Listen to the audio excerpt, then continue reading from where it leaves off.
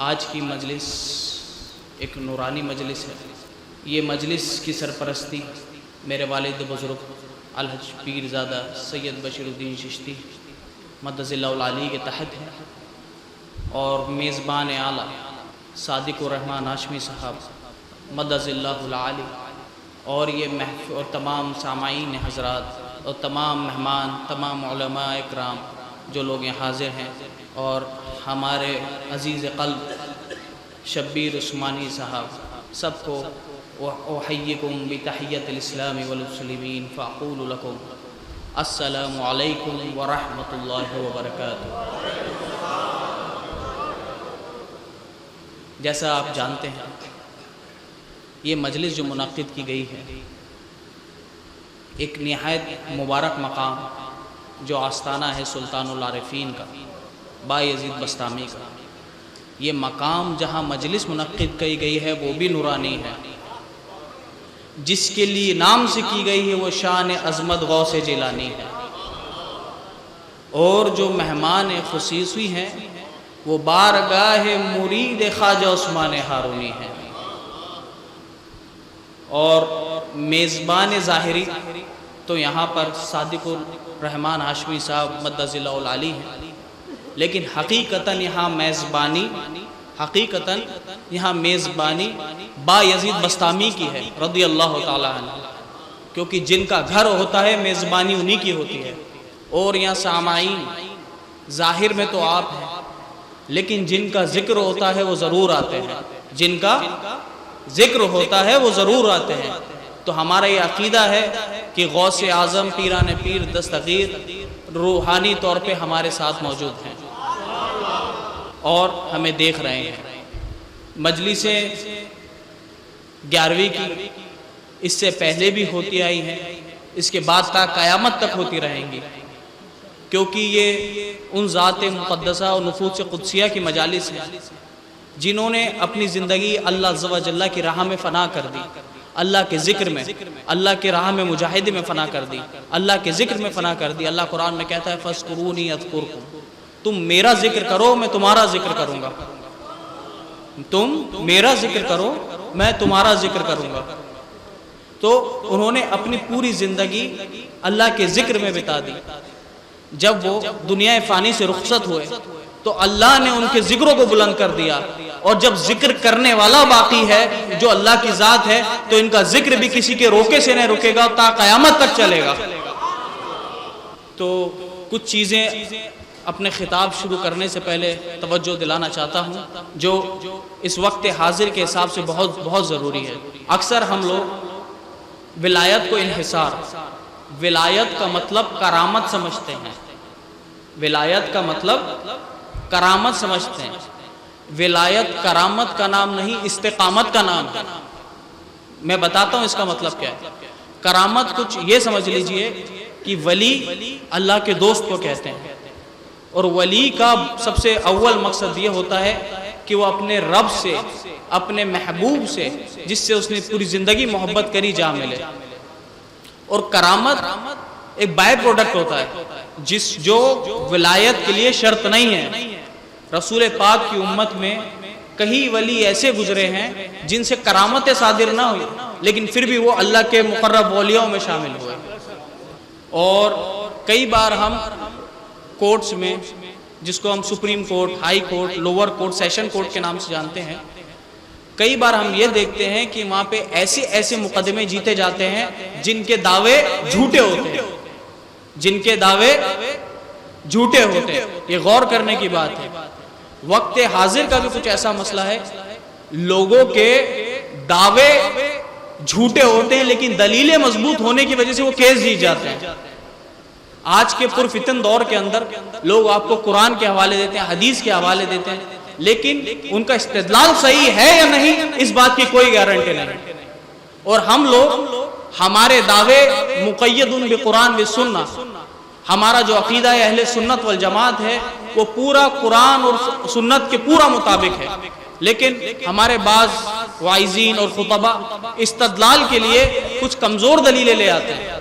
تو یاد رکھیے سب سے بڑھ کے دلیل مسلمانوں کے پاس جو اللہ عز و جل کا نازل کردہ قرآن اور اس کے حبیب کی سنت ہے۔ جب ہم گواہی کے لیے، شہادت کے لیے ایسے ایسے گواہ لائیں گے تو ہمارا کیس کبھی کمزور نہیں پڑے گا، ہمارا دعویٰ بھی سچا ہوگا، ہمارے گواہ کے درجات بھی بہت بلند ہوں گے انشاءاللہ۔ تو آج میری جو تقریر رہے گی، میرا جو خطاب رہے گا، کوشش یہ کروں گا کہ نہ خطاب نہ ہو کر کتاب بھی ہو، خطاب نہ ہو کر کتاب بھی ہو، استدلال ایسے ہو کہ انشاءاللہ آپ کسی کے سامنے پیش کریں تو آپ کا مقدمہ کبھی رد نہ کیا جائے۔ اور کوشش یہ رہے گی کہ کتاب اور سنت سے باہر میری بات نہ نکلے، اور جو شان غوث اعظم کی میں بیان کروں گا، صوفیوں کے نزدیک کیا ہے وہ بیان نہیں کروں گا، وہ تو آپ سنتے رہتے ہیں، کرامتیں، مقامات، صوفیاء کرام، اولیاء کرام نے غوث اعظم کے لیے کیا فرمایا ہے، یہ میں بیان نہیں کروں گا، یہ آپ سنتے رہتے ہیں روایتی چیزیں۔ اس سے الگ ہٹ کر جو محدثین، فقہاء، لغویین کے نزدیک غوث اعظم کا مکان کیا ہے، یہ میری بحث کا موضوع رہے گا انشاءاللہ عز و جل۔ جس آیت قرآن پاک سے میں نے ابتدا کری، وَلِلَّهِ الْمَثَلُ الْأَعْلَى، اللہ کی سب سے بلند شان ہے، اس کا معنی یہ ہوتا ہے، اللہ کی سب سے بلند شان ہے، اس کا معنی یہ ہوتا ہے۔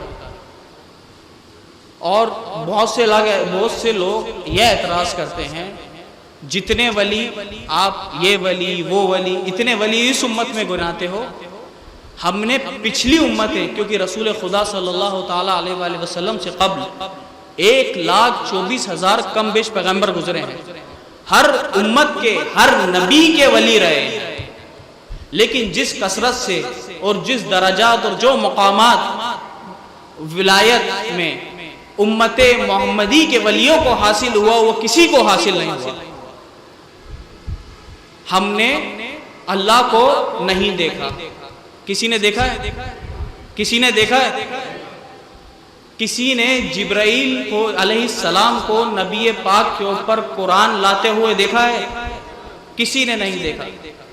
رسول خدا نے بولا اللہ ہے، ہم نے کہا آمنا وصدقنا۔ رسول خدا نے بولا یہ قرآن ہے، ہم نے بولا آمنا وصدقنا۔ رسول خدا نے بولا یہ کالے کلر کا کپڑا جس مکان پہ پڑا ہوا ہے یہ کعبہ ہے، ہم نے بولا آمنا وصدقنا۔ کئی سال تک ہم بیت المقدس کی طرف متوجہ ہو کر نماز پڑھتے رہے۔ رسول خدا نے بولا پھر جاؤ، اب سے تمہارا قبلہ یہ کعبہ ہے، ہم نے بولا آمنا وصدقنا۔ تو رسول پاک کا جب ظہور ہوا، اس وقت نبوت اپنے درجہ کمال پر پہنچ چکی تھی۔ اس وقت نبی پاک کا جو درجہ نبوت میں ہے، یہ درجہ کسی نبی کو حاصل نہیں ہے۔ جو درجہ نبی پاک کو نبوت میں ہے، یہ درجہ کسی کو حاصل نہیں ہے۔ اس لیے نبی اللہ کے وجود پر، اللہ کی ذات پر دلیل ہوتا ہے، کیونکہ ہم نبی کو اللہ کے ذریعے پہچانتے ہیں، ہم اللہ کو نبی کے ذریعے پہچانتے ہیں، ہر امتوں نے اللہ کو نبی کے ذریعے پہچانا۔ تو اللہ کی شان پر سب سے بڑی دلیل محمد مصطفیٰ کی صلی اللہ علیہ وسلم۔ 1,24,000 پیغمبروں میں کوئی ذات مصطفیٰ جیسی نہیں گزری، اور محمد مصطفیٰ کی امت میں کوئی ذات محین الدین اور معین الدین جیسی نہیں گزری۔ اور ان کے درجات کی بلندی کا سبب یہ ہے کہ وہ امت محمدی تھے۔ نبی ولی نبی کی ذات پر برہان ہوتا ہے، نبی کی ذات پر دلیل ہوتا ہے۔ جیسا نبی ہوتا ہے ویسا ولی ہوتا ہے، جیسا نبی ہوتا ہے ویسا ولی ہوتا ہے۔ اس سے پہلے کی امتوں میں رسول خدا جیسے نبی نہ گزرے، اس وجہ سے ان کی امتوں میں محی الدین اور معین الدین جیسے ولی نہ گزرے۔ یہ اس امت کا خاصہ ہے کہ اسی امت کو یہ خاص اعجاز ہے کہ اسی امت کے اندر محی الدین اور معین الدین جیسے ولی اللہ عز و جل نے اتارے۔ رسول پاک کا نام میم سے شروع ہوتا ہے۔ کس سے؟ میم سے۔ میم ہے، میم دال، یہ نبی پاک کا لفظ، یہ نام عربی زبان میں ہے۔ میم سے محمد، جہاں سے ہمارا دین شروع ہوتا ہے، جب نبی پاک نے اعلان نبوت فرمایا اور ان کی شریعت ہم تک پہنچی۔ ہے سے غور فرمائیے، پوری قیامت تک سب کچھ ایک ہی نام ہے، نام محمد میں، میم سے محمد۔ اور جو ولایت کا جو باب کھلتا ہے، آپ جتنے مریدین ہیں اپنا شجرہ اٹھا کے دیکھیں گے، چاہے آپ کسی بھی سلسلے میں بیعت ہو، یہ شجرہ رسول خدا سے ملنے سے پہلے مولا مرتضیٰ علی شیر خدا سے ملتا ہے۔ تو میم سے محمد، ہے سے حیدر، میم سے ہے سے حیدر کا مطلب ہے یہ نام ہے مولا علی مرتضیٰ کا۔ تو شاہ ولی اللہ محدث دہلوی اور مجدد الفسانی فرماتے ہیں کہ غدیر خم یعنی 18 جس کو آپ بقرعید کے مہینے کے نام سے جانتے ہیں، اس دن رسول پاک نے اعلان فرمایا من کنت مولا ہوں فہذا علی المولا، جس کا میں مولا اس کا علی مولا۔ اس دن یہ اعلان فرمایا، اور فرماتے ہیں کہ اس دن سے خلافت باطنی کے خلیفہ، جہاں سے نبی پاک، جہاں سے ولایت کا دروازہ کھلتا ہے، ولایت کی ابتدا مولا کائنات سے ہے، سلطان الاولیاء سید الاولیاء اس امت کے مولا کائنات ہے، تو اس دن ولایت کی ابتدا ہوتی ہے۔ سارے ولی عالم برزخ میں اللہ اکبر مرحبا کے نعرے لگائے جس دن اللہ کے رسول نے اعلان فرمایا من کنت مولاہ فہذا علی المولا۔ تو اس دن سے ولایت کی ابتدا ہوتی ہے۔ اور سلطان الاولیاء کس کو بنایا؟ مولا کائنات کی ذات کے۔ اس کے بعد میم سے محمد، ہے سے حیدر، اس کے بعد پھر 2 میم ہیں، ایک میم معین الدین کا، ایک میم محی الدین کا، ایک میم محی الدین کا، ایک میم معین الدین کا، یہ محمد کی ذات ہے۔ اور دال کون ہے انشاءاللہ آخر میں آپ کو سامنے وضاحت فرماؤں گا۔ تو آج کا جو کلام ہے، ولایت کہتے کس کو ہے، قرآن میں ولیوں کا ذکر کس طرح آیا ہے، اس پر سب سے پہلی انشاءاللہ عز و جل میری گفتگو رہے گی۔ اللہ عز و جل نے سورہ کہف میں فرمایا اعوذ باللہ من الشیطان الرجیم۔ اصحاب کہف یہ بنی اسرائیل کے ولی تھے، ان کی کہانی آپ سمجھیں، اس سے آپ کو سمجھ میں آگا اللہ ولیوں کے لیے اپنی تقدیر، اپنے بنائے ہوئے راستے کس طرح بدلتا ہے، ولیوں کا اللہ کس طرح خیال رکھتا ہے، ولیوں سے اللہ دوستی کس طرح نبھاتا ہے، یہ قرآن سے پوچھے۔ اللہ نے فرمایا وَتَرَى الشَّمْسَ إِذَا طَلَعَتْ تَزَاوَرُ عَنْ كَهْفِهِمْ ذَاتَ الْيَمِينِ وَإِذَا غَرَبَتْ تَقْرِضُهُمْ ذَاتَ الشِّمَالِ۔ اصحاب کہف بھاگ کر، ان پہ ظلم ستم ہو رہے تھے، وہ اللہ عز و جل کے موحد بندے تھے، ایمان والے بندے تھے، ان کے ایمان کے سبب ان پہ ظلم و ستم ہو رہے تھے۔ وہ جا کر ایک غار، ایک گفا کے اندر جا کے چھپ گئے، جا کر ایک غار میں چھپ گئے، لیکن چھپنے سے پہلے راستے میں کتا ملا، وہ کتا ان پہ بھونکنے لگا، ان کے پیچھے لگنے لگا، تو وہ اس کو پتھر مار کے بھگانے لگے، تو دور ہو جا، تو دور ہو جا۔ تو اس کتے نے، امام قرطبی لکھتے ہیں اور امام فخر الدین رازی نے بھی یہ بات لکھی ہے، اگر کسی کو حوالہ چاہیے تو میں بیان کرتا چل رہا ہوں اس آیت کی تفسیر میں، تو اس کتے نے جب اصحاب کہف کا پیچھا نہیں چھوڑا، اور اصحاب کہف اس سے پیچھا چھڑوانا چاہ رہے تھے، تیرے پیچھے آنے سے لوگوں کو پتہ چل جائے گا کہ ہم کہاں چھپنے جا رہے ہیں، تو اس کتے نے آسمان میں ہاتھ اٹھائے اور اللہ سے دعا کری، اے اللہ تم مجھے زبان دے کہ میں ان سے بات کر سکوں، اے اللہ تم مجھے زبان دے کہ میں ان سے بات کر سکوں۔ یہ امام قرطبی کے الفاظ آپ کو بیان کر رہا ہوں۔ جیسے ہی اس کو اللہ نے جب زبان دی تو اس نے بولا تم مجھ سے کیوں پیچھا چھڑا رہا ہو، میں بھونکنے والا کتا نہیں ہوں۔ اس کے الفاظ سے کتے کے، انا احب الاولیاء والصالحین، میں ولیوں سے اور صالحین سے محبت کرتا ہوں۔ کتے نے کیا بولا؟ میں ولیوں سے اور صالحین سے محبت کرنے والا کتا ہوں، بھونکنے والا کتا نہیں ہوں۔ غور کرنے کی یہاں 2 بات ہے، ایک کتا جس کی زبان نہیں ہے، ایک کتا جس کی زبان نہیں، جس کی عقل نہیں، اس کو ولیوں کی پہچان ہے۔ آج کے انسانوں کو عقل بھی ہے، زبان بھی ہے، پھر بھی ولیوں کی پہچان نہیں۔ اور اللہ نے اس کتے کا ذکر بھی قرآن میں کیا ہے، اور کس طرح کرا ہے میں بتاتا ہوں کہ غوث پاک کی غلامی تمہیں کیا دے گی یہ قرآن بتائے گا۔ خواجہ اعظم کی غلامی تمہیں کیا دے گی یہ قرآن بتا گا، ولی اللہ کی غلامی تمہیں کیا دے گی یہ قرآن بتا گا۔ تو جب وہ کتے نے یہ بولا کہ انا احب الاولیاء والصالحین، میں ولیوں سے محبت کرتا ہوں، لیکن یہ الفاظ کہنے سے پہلے بھی یہ الفاظ آج تک اس کتے کی ملاقات اصحاب کہف سے تو ہوئی نہیں تھی، یہ پہلی ملاقات تھی۔ تو رسول خدا نے حدیث میں فرمایا ہے کہ ولیوں کی پہچان ہے کیا؟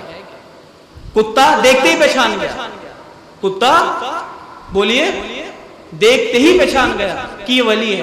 رسول خدا صلی اللہ علیہ وسلم نے فرمایا اذا رؤوا ذکر اللہ، جب تم اللہ کا ولی دیکھو تو تمہیں خدا کی یاد آ جاتی ہے۔ یہ رسول خدا کا قول ہے، امام نسائی نے اس کو روایت فرمایا ہے، جب تم ولی کو دیکھو تو تمہیں خدا یاد آتا ہے۔ تو ولی برج ہوتا ہے اللہ اور بندے کے درمیان۔ پھر جب وہ اصحاب کہف اس غار کے اندر گئے، اللہ عز و جل نے انہیں سلا دیا اور وہ 309 سال تک اس غار کے اندر سوتے رہے۔ غار کا مطلب تھا گفا، اس گفا کے اندر سوتے رہے۔ اب جو آیت کا میں نے تلاوت کری سورہ کہف سے، اس کے اندر اللہ نے فرمایا ہے کہ اے محبوب آپ دیکھو گے جو سورج ہے، یہ نقطہ کافی غور کرنے والا ہے، اس پہ غور فرمائیے، ولیوں کا اہتمام اللہ کس طرح کرتا ہے۔ سورج وہ غار یا گفا اس طرح تھی کہ جب سورج نکلتا اور ڈوبتا تھا تو جب اصحاب کہف اندر سو رہے تھے تو ان کے اوپر اس کی روشنی پڑتی، ان کی روشنی پڑتی۔ تو اللہ نے فرمایا محبوب آپ دیکھو گے کہ جب سورج نکلتا ہے سیدھے ہاتھ سے تو سورج نکلتے وقت 300 سال تک 309 سال تک اللہ نے اپنے ولیوں کے لیے سورج کی دشا پلٹ دی۔ 309 سال تک کبھی اصحاب کہف کے آنے کے بعد کبھی بھی سورج نے اس غار کے اوپر کبھی دھوپ نہیں آنے دی، سورج نے اپنا راستہ پلٹ دیا، کیونکہ اللہ کا ولی میں آرام فرما رہا ہے۔ سورج کبھی کسی کے لیے راستہ نہیں پڑتا، یہ سائنٹیفک فیکٹ ہے، جس راستے سے نکلتا اس راستے سے جاتا ہے۔ لیکن 309 سال تک سورج نے اس گفا کے اوپر اپنی روشنی نہیں ڈالی تاکہ اللہ کے ولیوں کو تکلیف نہ ہو۔ اب بعض سے لوگ یہ کہتے ہیں کہ جناب اس گفا کا شیپ ایسا تھا کہ اس کے اوپر دھوپ آتی ہی نہیں تھی، دھوپ آتی ہی نہیں تھی، اس کا شیپ، اس کا جس طرح وہ زمین پہ تھی اس کا شیپ اس طرح تھا کہ اس پہ آتی نہیں تھی۔ تو اللہ نے آگے فرمایا ٹھیک ہے، ذالک من آیات اللہ، یہ سورج کا اللہ، یہ میں آپ کو تفسیر کا اصول بتا رہا ہوں، آگے اللہ نے فرمایا جو سورج کا اس گفا سے دور ہونا، اس گفا سے دور ہونا 309 سال تک، یہ اللہ کی نشانیوں میں سے۔ اور تفسیر کا اصول ہے اللہ صرف ان چیزوں کو اپنی نشانیوں میں سے فرماتا ہے جو طبیعت کے خلاف ہو، جو کرامات ہو، جو معجزات ہو، یہ تفسیر کا اصول ہے۔ اس لیے اللہ نے معلوم تھا 1400 سال بعد بھی ایسے لوگ رہیں گے جو کہیں گے وہ ان کی کرامت نہیں تھی، وہ گفا ہی ایسی تھی، اس لیے اللہ نے اس مسئلے کو ہی ختم کر دیا، کہہ دیا ذالک من آیات اللہ، یہ اللہ کی نشانیوں میں سے ہے کہ اللہ کے ولی کہیں بھی ہو وہ اللہ کے خاص اہتمام میں رہتے ہیں۔ اس چیز کو یہ میں نہیں کہہ رہا ہوں، اگر کسی کو شک ہو تو اس کو امام نصفی نے اور امام زمخشری نے اپنی تفاسیر میں لکھا ہے، اور کیا کہا اس مسئلے کے اوپر، یہ جو سورج کا نہا آنا، ان کو تکلیف نہ ہونا، 309 سال تک ان کو کچھ نہیں ہونا، لا تصیبہم اختصاص لہم بالکرامہ، یہ امام نصفی اور امام زمخشری کے الفاظ نقل کر رہا ہوں۔ یہ جو کچھ آپ نے دیکھا کہ 300 سال تک ان کے اوپر سورج نہیں پڑا، ان کو تکلیف نہیں ہوئی، یہ ان کی خاصیت تھی، یہ کرامت تھی اللہ کی طرف سے جو ان کو دی گئی تھی۔ یہ قرآن کی بات کر رہا ہوں، کسی ناول کی نہیں، کسی فکشن سٹوری کی بات نہیں کر رہا ہوں۔ میں بھی چاہتا تو کرامتیں بیان کر دیتا، لیکن آج وقت ایسا ہے کہ مقدمہ مقید بالقرآن و سنہ ہو تو ہی کامیاب ہے۔ پرفتن دور میں ہم جی رہے ہیں، اور 300 سال تک وہ لوگ سوتے رہے اس غار کے اندر، اور جو کتا ان کے پیچھے لگا تھا نا، جس کا ذکر میں نے شروع میں کہا کہ غوث پاک کی غلامی سے، ان کے در پہ جانے سے، ان کے در پہ بیٹھے رہنے سے کیا ملتا ہے، یہ میں آپ کو بتا رہا ہوں۔ وفادار اولیاء کا کیا صلہ ہے سن لو. 309 سال تک وہ جب اندر تھے تو ہر 6 مہینے میں مفسرین لکھتے ہیں وہ قرآن میں آیا ہے کہ کروٹیں بدلتے تھے, تو مفسرین لکھتے ہیں کہ ساتھ ساتھ وہ کتا بھی کروٹیں بدلتا تھا, وہ کتا بھی کروٹیں بدلتا تھا.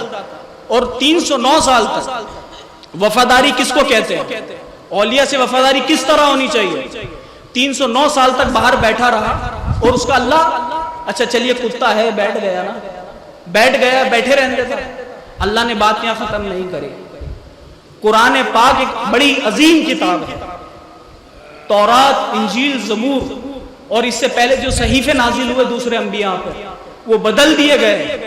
اس وجہ سے قرآن کریم آخری ہدایت کی کتاب ہے. اس کے بعد اب کوئی کتاب نہیں آئے گی, اور رسول خدا آخری نبی ہیں, اب اس کے بعد کوئی نبی نہیں آئے گا. تو اب جو کچھ ہے یہی ہے. تو اللہ عز و جل کی کتاب میں اللہ اپنے کلام میں اس کتے کا ذکر کس طرح کرتا ہے, وَتَحْسَبُهُمْ أَيْقَاظًا وَهُمْ رُقُودٌ وَنُقَلِّبُهُمْ ذَاتَ الْيَمِينِ وَذَاتَ الشِّمَالِ, اور ہم ان کو کبھی سیدھے جانے کبھی الٹے جانے پلٹتے رہے. کس کو, اصحاب کہف کو. ہر 6 مہینے میں ان کی کروٹ بدلا کرتی تھی. پھر اللہ نے فرمایا وَقَلْبُهُمْ بَاسِطٌ ذِرَاعَيْهِ بِالْوَسِيدِ, جو وفادار تھا نا باہر بیٹھا ہوا, وفادار کا ذکر بھی ساتھ آ رہا ہے. اللہ اپنے ولیوں کا ذکر کر دیتا چل رہا تھا, لیکن اللہ بتا رہا ہے جو میرے ولی کے چاہنے والے ہیں, جدھر ولی ہوگا محشر کے روز وہ بھی وہی ہوں گے, جدھر ولی ہوگا ادھر وہ بھی ہوں گے. جو رحمتیں برکتیں میں ولیوں پہ نازل فرماؤں گا اس کے ارد گرد جو دنیا میں ہوں گے, جو آخرت میں ہوں گے, اس کا فیض ان کو بھی ملے گا. تو اللہ فرماتا ہے وہ کتے کا ذکر اللہ اس طرح کر رہا ہے کہ وہ بیٹھا کس طرح تھا. دیکھو وہ کتا باہر پیر پسارے بیٹھا ہوا تھا, اللہ ذکر کر رہا ہے. وہ کتا پیر پسارے باہر بیٹھا ہے. جب 6 مہینے میں اللہ کی رحمت ان ولیوں پہ آتی تو اس کے صدقے, ان ولیوں کے صدقے اس کتے میں بھی رحمت آتی, اور 6 مہینے میں وہ بھی کروٹ بدلتا تھا. تو آج کوئی بایزید بستامی کے دربار میں بیٹھا ہے, یا غوث جیلانی کے دربار میں بیٹھا ہے, خواجہ اجمیر کے مقام پہ بیٹھا ہے, مزار اقدس پہ آنے والی رحمتیں برکتیں نعمتیں جو اللہ نازل فرماتا ہے تو ان کو تو بگاتا ہی ہے. جو آس پاس رہتے ہیں وہ بھی سیراب ہو جاتے ہیں, وہ بھی بھیگ جاتے ہیں, اس باڑھ کے اندر وہ بھی ڈوب جاتے ہیں. یہ قرآن ہے, کوئی عام فکشن کی کتاب نہیں, کہانی قصوں کی کتاب بیان نہیں کر رہا ہوں میں. اور 309 سال تک اندر تو سب سوچ رہے تو کوئی ہے نہیں, اندر تو سب یہ سوچ رہے تو کوئی ہے نہیں. تو اس 309 سال تک غور کریے, 309 سال تک اس کتے کو کھانا کس نے دیا, 309 سال تک اس کتے کو کھانا کس نے دیا, پانی کس نے دیا. کوئی بھی اس بات کو لکھ کے رکھ لو, کوئی اتنا لمبا وقفہ بنا کھائے پیے جی ہی نہیں سکتا, اور خاص کر وہ جانور کیوں نہ ہو. تو اس وجہ سے جو روحانی غذا جو اللہ کی طرف سے خاص اہتمام, خاص کھانا ان اللہ کے ولیوں کے لیے 309 سال تک آتا رہا, وہی کھانا اس کتے کے لیے بھی آتا رہا. جو رحمتیں جو کھانا 309 سال تک اس ولیوں کے لیے آتا رہا, وہی کھانا اس کتے کے لیے بھی روحانی غذا اس کو جاتی رہی. 309 سال تک اس نے وفاداری نبھائی. اس وفاداری کا صلہ سنو گے کیا ہوا, وفاداری کا صلہ کیا ہوا پتہ ہے آپ کو. اللہ نے فرمایا کبھی آپ کسی دعوت میں جائیے, کسی کے گھر جائیے, تو کوئی آپ سے پوچھے گا کتنے لوگ آئے, کیا پوچھے گا, کیا پوچھے گا کوئی مہمان آپ کا میزبان کتنے لوگ آئے, تو آپ بولو گے 3 لوگ ہیں, 4 لوگ ہیں, 5 لوگ ہیں, ایسے ہی بولو گے نا, ایسے ہی بولو گے نا. تو اللہ نے جب انہوں نے اختلاف کیا, اللہ نے قرآن میں ذکر, میں قرآن کی نفس سے نہیں ہٹوں گا انشاءاللہ. قرآن کس طرح بیان کر رہا ہے, جب کوئی پوچھے کہ ولی کی وفاداری کیا کہتی ہے, جب کوئی پوچھے کہ ولی کی وفاداری یہ کیا کہتی ہے, تو یہ آیت پڑھ کے سنا دینا, اس کا مقدمہ وہیں ختم ہو جائے گا. سَيَقُولُونَ ثَلَاثَةٌ وَرَابِعُهُمْ كَلْبُهُمْ وَيَقُولُونَ خَمْسَةٌ سَادِسُهُمْ قَلْبُهُمْ رَجْمًا بِالْغَيْبِ وَيَقُولُونَ سَبْعَةٌ وَثَامِنُهُمْ قَلْبُهُمْ. وہ لوگ کہیں گے 3 اصحاب کہف کتنے لوگ تھے, اس پہ بنی اسرائیل والے جھگڑا کرنے لگے, وہ جھگڑا کرنے لگے آپس میں. تو ان کا خیال, ان کی بات کرنے کا انداز یہ تھا, وہ 3 تھے, चौथा उनका कुत्ता था, वो 5 थे, छठा उनका कुत्ता था, वो 7 थे, 8वां उनका कुत्ता था। ये अल्लाह की इनायत है। कभी भी कुत्ते का आपने जिक्र ऊपर कर दिया, अल्लाह चाहता तो छोड़ देता ना, अल्लाह चाहता तो यहाँ पे छोड़ देता, ऊपर जिक्र हो गया बात खत्म करो, नहीं नहीं नहीं नहीं नहीं। अल्लाह ने फरमाया वो लोग इस तरह झगड़ा करेंगे कि वो 3 थे, चौथा उनका कुत्ता था, 5 थे, छठा उनका कुत्ता था, 7 थे, 8वां उनका कुत्ता था। तो महशर के रोज भी अब जब अल्लाह अज़्ज़ा व जल्ला अज़ान देगा, ऐलान करेगा, ए अब्दुल कादिर जिलानी जन्नत में दाखिल हो जा, ए मोइनुद्दीन तू दाखिल हो जा, ए निजामुद्दीन तू दाखिल हो जा, ए फरीदुद्दीन तू दाखिल हो जा, ए कुतुबुद्दीन तू दाखिल हो जा, और सारे वलियों को कहेगा तू दाखिल हो जा, तू दाखिल होगा। तो साथ में ऐलान हो गया, ए मोइनुद्दीन, ए मुहियुद्दीन, ए निजामुद्दीन, अपने इन कुत्तों को भी अंदर साथ लेके जा।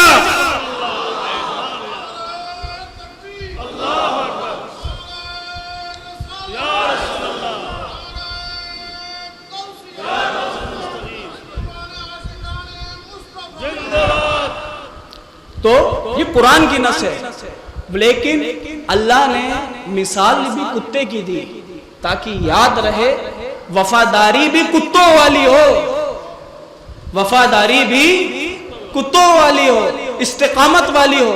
दर छूटे, घर छूटे, इनका दामन नहीं छूटे, दुनिया छूटे, कारोबार छूटे, रिश्तेदार छूटे, इनका दामन ना छूटे, क्योंकि महशर में वही दोस्ती का करो जो महशर में काम आए। दुनिया की दोस्ती जब तुमने दम छोड़ा छोड़ देंगी, लेकिन अल्लाह के वली की दोस्ती यहां भी काम आएगी और वहां भी काम आएगी।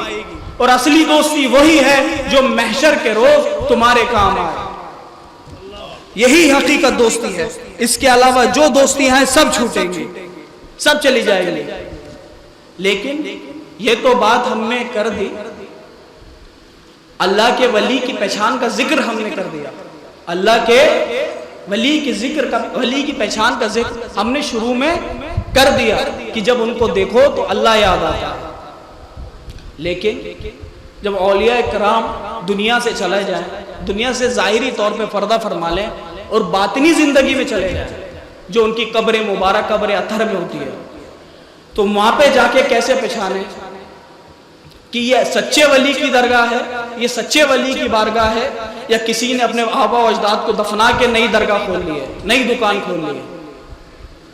तो सूरह कहफ के अंदर अल्लाह अज़्ज़ा व जल्ला ने बड़ा बारीक नुक्ता समझा रहा हूं, इसको समझिएगा, गौर करिएगा इंशाअल्लाह।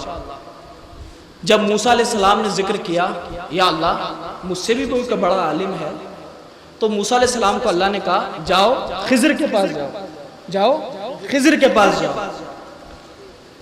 तो जब खिज़र को जाने लगे तो आपके खलीफा हज़रत मूसा अलैहिस्सलाम के खलीफा हज़रत यूशा बिन नून, जिन्होंने बाद में बनी इसराइल की हज़रत हारून अलैहिस्सलाम के बाद जिम्मेदारी संभाली, वो नबूवत के मकाम पे फाइज होकर बनी इसराइल को संभाला, तो वो आपके साथ साथ थे। दोनों साथ जाने लगे तो रास्ते में खाने के लिए मछली होती है ना, मांस जिसको आप मांस कहते हैं, मछली को भूना, काटा और पैक करके अपने साथ रख लिया। क्या करा? मछली को काट के बना के अपने साथ रख लिया, पैक करके। बुना मछली को अपने साथ रख लिया और वो मछली लेके चलते रहे। जब मूसा अलैहिस्सलाम ने बोला अच्छा वो रास्ते में वो मछली का क्या हुआ, जब मूसा अलैहिस्सलाम ने पूछा ए यूशा अब वो मछली मुझे दे दो, अब खाना खा लिया जाए, खाने का वक्त हो गया, काफी दूर हम आ चुके हैं, अब खाना खा लिया जाए। वो अल्लाह का वली तो अभी तक हमें मिला नहीं है। गौर से सुनिए अल्लाह के वली के दर की पहचान क्या होती है। ए यूशा अब मुझे वो मछली दे दो, बुना मछली, जिसको हम साथ लेकर आए थे बनाकर, ताकि मैं खा लूं, क्योंकि अभी तक अल्लाह का वो वली तो मिला नहीं।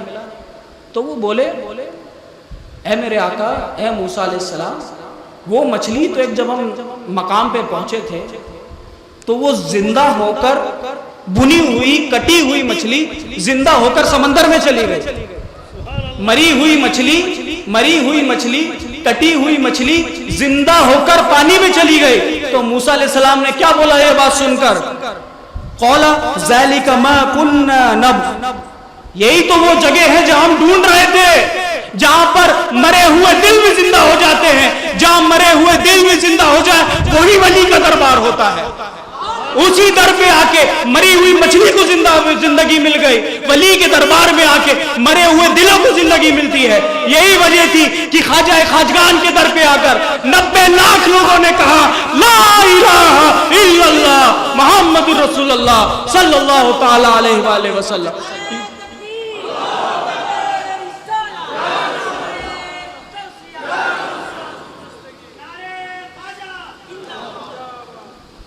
تو ولی کے در پہ مردہ دل بھی زندہ ہو جاتے ہیں اللہ کی رحمتوں سے۔ اللہ ان کو وہ مقامات، وہ درجات، وہ مقامات سے سرفراز فرماتا ہے کہ ان کے یہاں آ کر مرے ہوئے دل بھی زندہ ہو جاتے ہیں۔ اللہ ان کو زندگیاں بخشتا ہے، حیات جاوید میں لے کے جاتا ہے، اور ان کے در ہدایت ہوتے ہیں۔ آج بھی بارگاہ غریب، آج بھی وہ جو گیا سو گیا، آج بھی بارگاہ غریب نواز سلطان الہند میں آ کر کئی لوگ کلمہ پڑھتے ہیں، اسلام کی دعوت قبول کرتے ہیں، صرف یہ فیضان غریب نواز ہے۔ غوث اعظم کے در پہ آ کر ہدایت یافتہ ہوتے ہیں، اپنے باطلانہ عقیدوں سے رجوع کرتے ہیں، حق پر ثابت ہوتے ہیں۔ یہ فیضان غوث اعظم ہے۔ آپ تم سلطان العارفین کی بارگاہ میں بیٹھے ہو، یہاں آ کر تم محسوس کرو گے کہ تمہارے مردہ دل زندہ ہوتے ہیں، اور پھر لا الہ الا اللہ کی پکار تمہارے دلوں میں بچ جاتی ہے۔ پھر تمہارے دلوں میں گویا کہ جیسے کوئی انقلاب آ گیا ہو اللہ کے ذکر کا، اللہ کی رحمتوں کا۔ یہ خاصہ ہے اللہ کے ولیوں کے دربار کا۔ اپنے دلوں کو ولیوں سے مت توڑو، جس دن ولیوں سے توڑو گے تو دنیا سے اس طرح جڑ جاؤ گے کہ آخرت کو بھول جاؤ گے، کیونکہ اللہ نے اپنے پیارے حبیب کو فرمایا اے حبیب وَاصْبِرْ نَفْسَكَ مَعَ الَّذِينَ يَدْعُونَ رَبَّهُمْ بِالْغَدَاةِ وَالْعَشِيِّ، اے محبوب اپنی نفس کو، یعنی ذکر مصطفیٰ کی طرف ہے، حکم ہم سب کو ہے، حکم ہم سب کو ہے۔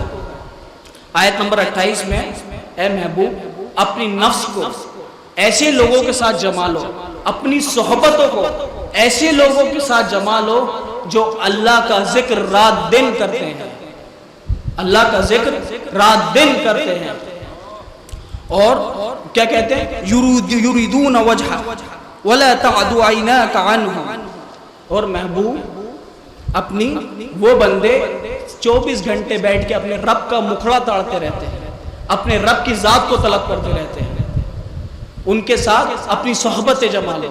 تو ولیوں کے دربار پہ آنے سے تمہارے مردہ دل زندہ ہوتے ہیں، اولیاءوں کی محبت جاگتی ہے، اللہ سے تمہارا رشتہ قائم ہوتا ہے۔ یہ ذکر کا، ولیوں کا قرآن میں، ان کی کرامت کا قرآن میں، اور ولیوں کی وفاداری کا قرآن میں۔ میں نے بات قرآن سے کری، لیکن ولی تو ہم سمجھ گئے، ولی تو ہم سمجھ گئے، لیکن ولایت ہوتی کیا ہے؟ ولایت ہوتی کیا ہے؟ غوث اعظم فرماتے ہیں ولایت کی مثال اس طرح ہے، ولایت کی مثال اس طرح ہے کہ بندہ جیسے مردہ ہوتا ہے نا، مردہ جب اس کو غسل دیا جاتا ہے، جب اس کو غسل دیا جاتا ہے تو مردے کو، مردہ اپنے آپ کو اس دھونے والے کے حوالے کر دیتا ہے کہ جس طرح چاہے تو مجھے دھو، جس طرح چاہے تو مجھے صاف کر، جس طرح چاہے تو مجھے الٹ یا پلٹ۔ یہ خاصہ ہوتا ہے۔ اس طرح ولی بھی اپنی پوری زندگی، اپنا سب کچھ اللہ عز و جل کے سپرد کر دیتا ہے۔ اس کی مثال مسند امام احمد بن حنبل کی روایت ہے، جب حضرت ابو بکر صدیق رضی اللہ تعالی عنہ مجلس مصطفیٰ میں بیٹھے تھے، اور ایک شخص کھڑا ہو کے حضرت ابو بکر صدیق کو برا بلا کہنے لگا۔ اس اثنا کے اندر مسند احمد بن حنبل کی روایت آپ کو بیان کر رہا ہوں، اس دوران جب وہ حضرت ابو بکر صدیق کو بلا اور برا کہہ رہا تھا نا، حضرت ابو بکر صدیق خاموش تھے، اور رسول خدا بیٹھے بیٹھے ہنس رہے تھے۔ کیا کر رہے تھے؟ ہنس رہے تھے۔ کیا کر رہے تھے؟ ہنس رہے تھے۔ اور ابو بکر صدیق رسول خدا کو دیکھ رہے ہیں، ہنس رہے ہیں۔ بہت دیر تک حضرت ابو بکر صدیق سنتے رہے۔ اس کے بعد انہوں نے کھڑے ہو کر ایک جواب دیا۔ کیا کہا؟ ایک جواب دیا بس۔ اتنی دیر میں رسول خدا نے ہنسنا بند کر دیا اور اب اٹھ کے چلے گئے۔ تو حضرت ابو بکر صدیق کے دل میں خیال آیا، کیا کہیں رسول خدا کو میرا یہ جواب دینا برا تو نہیں لگا؟ کیا کہیں رسول خدا کو میرا یہ جواب دینا برا تو نہیں لگا؟ یہ خیال لے کر آپ بارگاہ مصطفیٰ میں حاضر ہوئے اور عرض کیا، یا رسول اللہ، جب تک وہ مجھے بھلا برا کہہ رہا تھا آپ ہنس رہے تھے، جب وہ اٹھ کے چلا گیا، جب میں نے اس کو کچھ کہا تو آپ وہاں سے تشریف لے کر دوسری جگہ آ گئے، آپ نے اس مجلس کو چھوڑ دیا۔ یہ ولایت کا معنی بتا رہا ہوں کیونکہ اس امت کے اندر سب سے پہلی صف جو ولایت کی مستحق ہے وہ صحابہ اکرام کی جماعت ہے۔ سب سے پہلے ولی اس امت کے اندر گزرے تو وہ صحابہ اکرام ہیں۔ تو رسول خدا سے جب عرض کیا، یا رسول اللہ، جب تک وہ مجھے برا بلا کہہ رہا تھا، اچھے الفاظ ادا نہیں کر رہا تھا، جب تک برا بلا کہہ رہا تھا، مجھ سے اچھے سے خطاب نہیں کر رہا تھا، جب تک آپ سن رہے تھے اور ہنس رہے تھے، جیسے ہی میں نے کچھ کہا مجلس چھوڑ کے چلے گئے۔ تو رسول خدا نے فرمایا، اے ابو بکر، بات وہ نہیں ہے جو تم سوچ رہا ہو، بات یہ ہے، غوث اعظم کا معنی بتا رہا ہوں کہ بندہ اپنا سب کچھ اللہ کی راہ میں چھوڑ دیتا ہے، پھر اللہ اس کی جگہ جواب دیتا ہے۔ سنیے، تو رسول خدا نے بولا، اے ابو بکر، جب تک تم خاموش تھے میں دیکھ رہا تھا تمہارے پیچھے فرشتے کھڑے ہو کے اس کو جواب دے رہے ہیں، اور ان فرشتوں کا جواب سن کر میں ہنس رہا تھا۔ جب تم بولے تو وہ فرشتے چلے گئے۔ تو یہ بات اب حضرت غوث اعظم پیران پیر نے بتائی ہے کہ جب بندہ اپنی نفس کو، اپنی جان کو اللہ عز و جل کے سپرد کر دیتا ہے تو اللہ اس کا حامی و ناصر ہو کر، جب کوئی اس سے دشمنی کرتا ہے تو اللہ نے جب ہی کہا کہ جب کوئی میرے ولی سے دشمن کرتا ہے تو میں اس سے دشمنی کا اعلان کرتا ہوں۔ اس لیے ابو بکر کو برا کہنے والوں کو جواب ابو بکر نہیں دے رہے تھے، وہ فرشتے دے رہے تھے جو اللہ نے بھیجے تھے، یہ کہہ کر یہ میرے ولی، میرے محبوب ابو بکر کو کہہ رہا ہے، اے فرشتوں، جب تک وہ بولتے رہے اس سے بہترین جواب تم دیتے رہنا، اس کا حامی و ناصر میں ہوں، کیونکہ یہ میرے مصطفیٰ کا وفادار ہے، جو میرے مصطفیٰ کا وفادار ہے وہ میرا ہے، اس کی کفالت، اس کی ذمہ داری میری ذمہ داری ہے۔ یہ مسند احمد بن حنبل کی حدیث ہے، جب بندہ اپنا سب کچھ اللہ کے حوالے کر دیتا ہے تو اللہ قرآن میں فرماتا ہے وَهُوَ يَتَوَلَّى الصَّالِحِينَ، وہ اپنے نیک بندوں کی کفالت، سیاست پھر اللہ اپنے ہاتھ میں لے لیتا ہے۔ ان کے دشمنوں کا دشمن اللہ ہو جاتا ہے، ان کے دوستوں کا دشمن، ان کے دوستوں کا دوست اللہ ہو جاتا ہے، ان کے محبت کرنے والوں کا سے محبت اللہ کرنے لگ جاتا ہے، ان کی راہوں میں قربان ہونے والوں پہ اللہ ان کے درجات بلند کر دیتا ہے۔ قرآن میں اللہ نے فرمایا وَهُوَ يَتَوَلَّى الصَّالِحِينَ، تو نیک بندوں سے، ولیوں سے محبت کرنے والوں کا انعام اللہ کی جانب سے آتا ہے۔ آپ اگر ولی سے محبت کرتے ہیں تو اس کا انعام بھی تمہیں اللہ دے گا، کیونکہ وہ جس کا دوست ہے، ولی اللہ کا دوست ہوتا ہے، ولی اللہ کا دوست ہوتا ہے۔ جب کوئی دوست کو برا کہتا ہے نا تو حمایت میں لڑنے کے لیے بھی دوست ہی آتا ہے۔ تو اس لیے رسول خدا کی حدیث ہے، جس نے میرے ولی سے دشمنی رکھی، حدیث قدسی ہے، جس نے میرے ولی سے دشمنی رکھی، اللہ کہتا ہے اس کا دشمن اسے اعلان جنگ میں کرتا ہے۔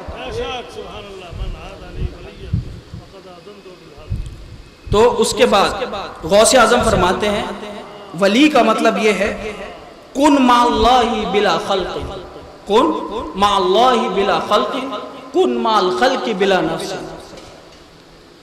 اے اللہ کے بندو، ولایت کا معنی صرف اتنا ہے کہ جب تم اللہ کے ساتھ ہو تو دنیا تمہارے ساتھ نہ ہو، جب تم اللہ کے ساتھ ہو تو دنیا تمہارے ساتھ نہ ہو، اور جب تم دنیا کے ساتھ ہو تو تمہاری خواہشات تمہارے ساتھ نہ ہو، تمہاری نفس تمہارے ساتھ نہ ہو۔ یعنی جب اللہ کے نزدیک عبادت کرنے کھڑے ہو تو رسول خدا کی یہ حدیث ہے اعبد اللہ کأنک تراہ فإن لم تکن تراہ کأنہ یراک، جب تم اللہ کی عبادت کرو تو اس طرح کرو گویا کہ اللہ تمہیں دیکھ رہا ہے، اور اگر اس طرح نہ ہو سکے تو اس طرح اللہ کی عبادت کرو گویا کہ اللہ کو تم دیکھ رہے ہو۔ یہ غوث پاک کا ولایت کا معنی ہے. اور جب یہ بندہ اس مقام پہ پہنچ جاتا ہے تو اللہ اس ولی کی، جب ہم کہتے ہیں نا کہ غوث پاک ہمیں یہاں سے سن رہا ہے، غوث پاک ہماری باتوں کو سن رہا ہے، غوث پاک ہماری فریاد سن رہا ہے، غوث پاک ہماری التجائیں سن رہا ہے، غوث پاک ہماری مرادیں سن رہا ہے، غوث پاک ہمارے معروضے سن رہا ہے، غوث پاک ہماری خواہشات سن رہا ہے، تو یہ ہم اپنی من گھڑت باتیں نہیں کہتے. رسول خدا نے فرمایا ہے جب بندہ اپنی عبادتوں سے ما یزال عبدی یتقرب الی بالنوافل حتی احبہ فاذا احببته كنت سمعه الذي يسمع به وبصره الذي يبصر به ويده الذي يبطش بها ورجله التي يمشي بها.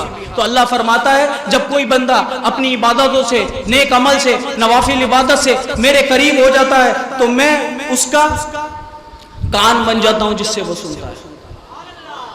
اس کا میں کان بن جاتا ہوں جس سے، یہ اللہ کہہ رہا ہے، میں اس کا کان بن جاتا ہوں جس سے وہ سنتا ہے. یہ بخاری شریف کی حدیث آپ کو بیان کر رہا ہوں میں، اور اس کو ابن حبان نے بھی روایت کرا ہے، لیکن جن کو بخاری کا بخار ہے ان کے لیے یہی کافی ہے.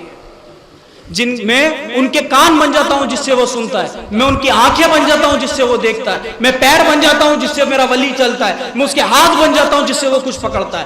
اگر آج غوث اعظم ہماری بات سن رہا ہے تو وہ اپنی مرضی سے نہیں سن رہا ہے، اللہ انہیں سنا رہا ہے. اور غوث پاک ہمیں دیکھ رہا ہے، اپنی مرضی سے نہیں دیکھ رہا ہے، اللہ انہیں دکھا رہا ہے.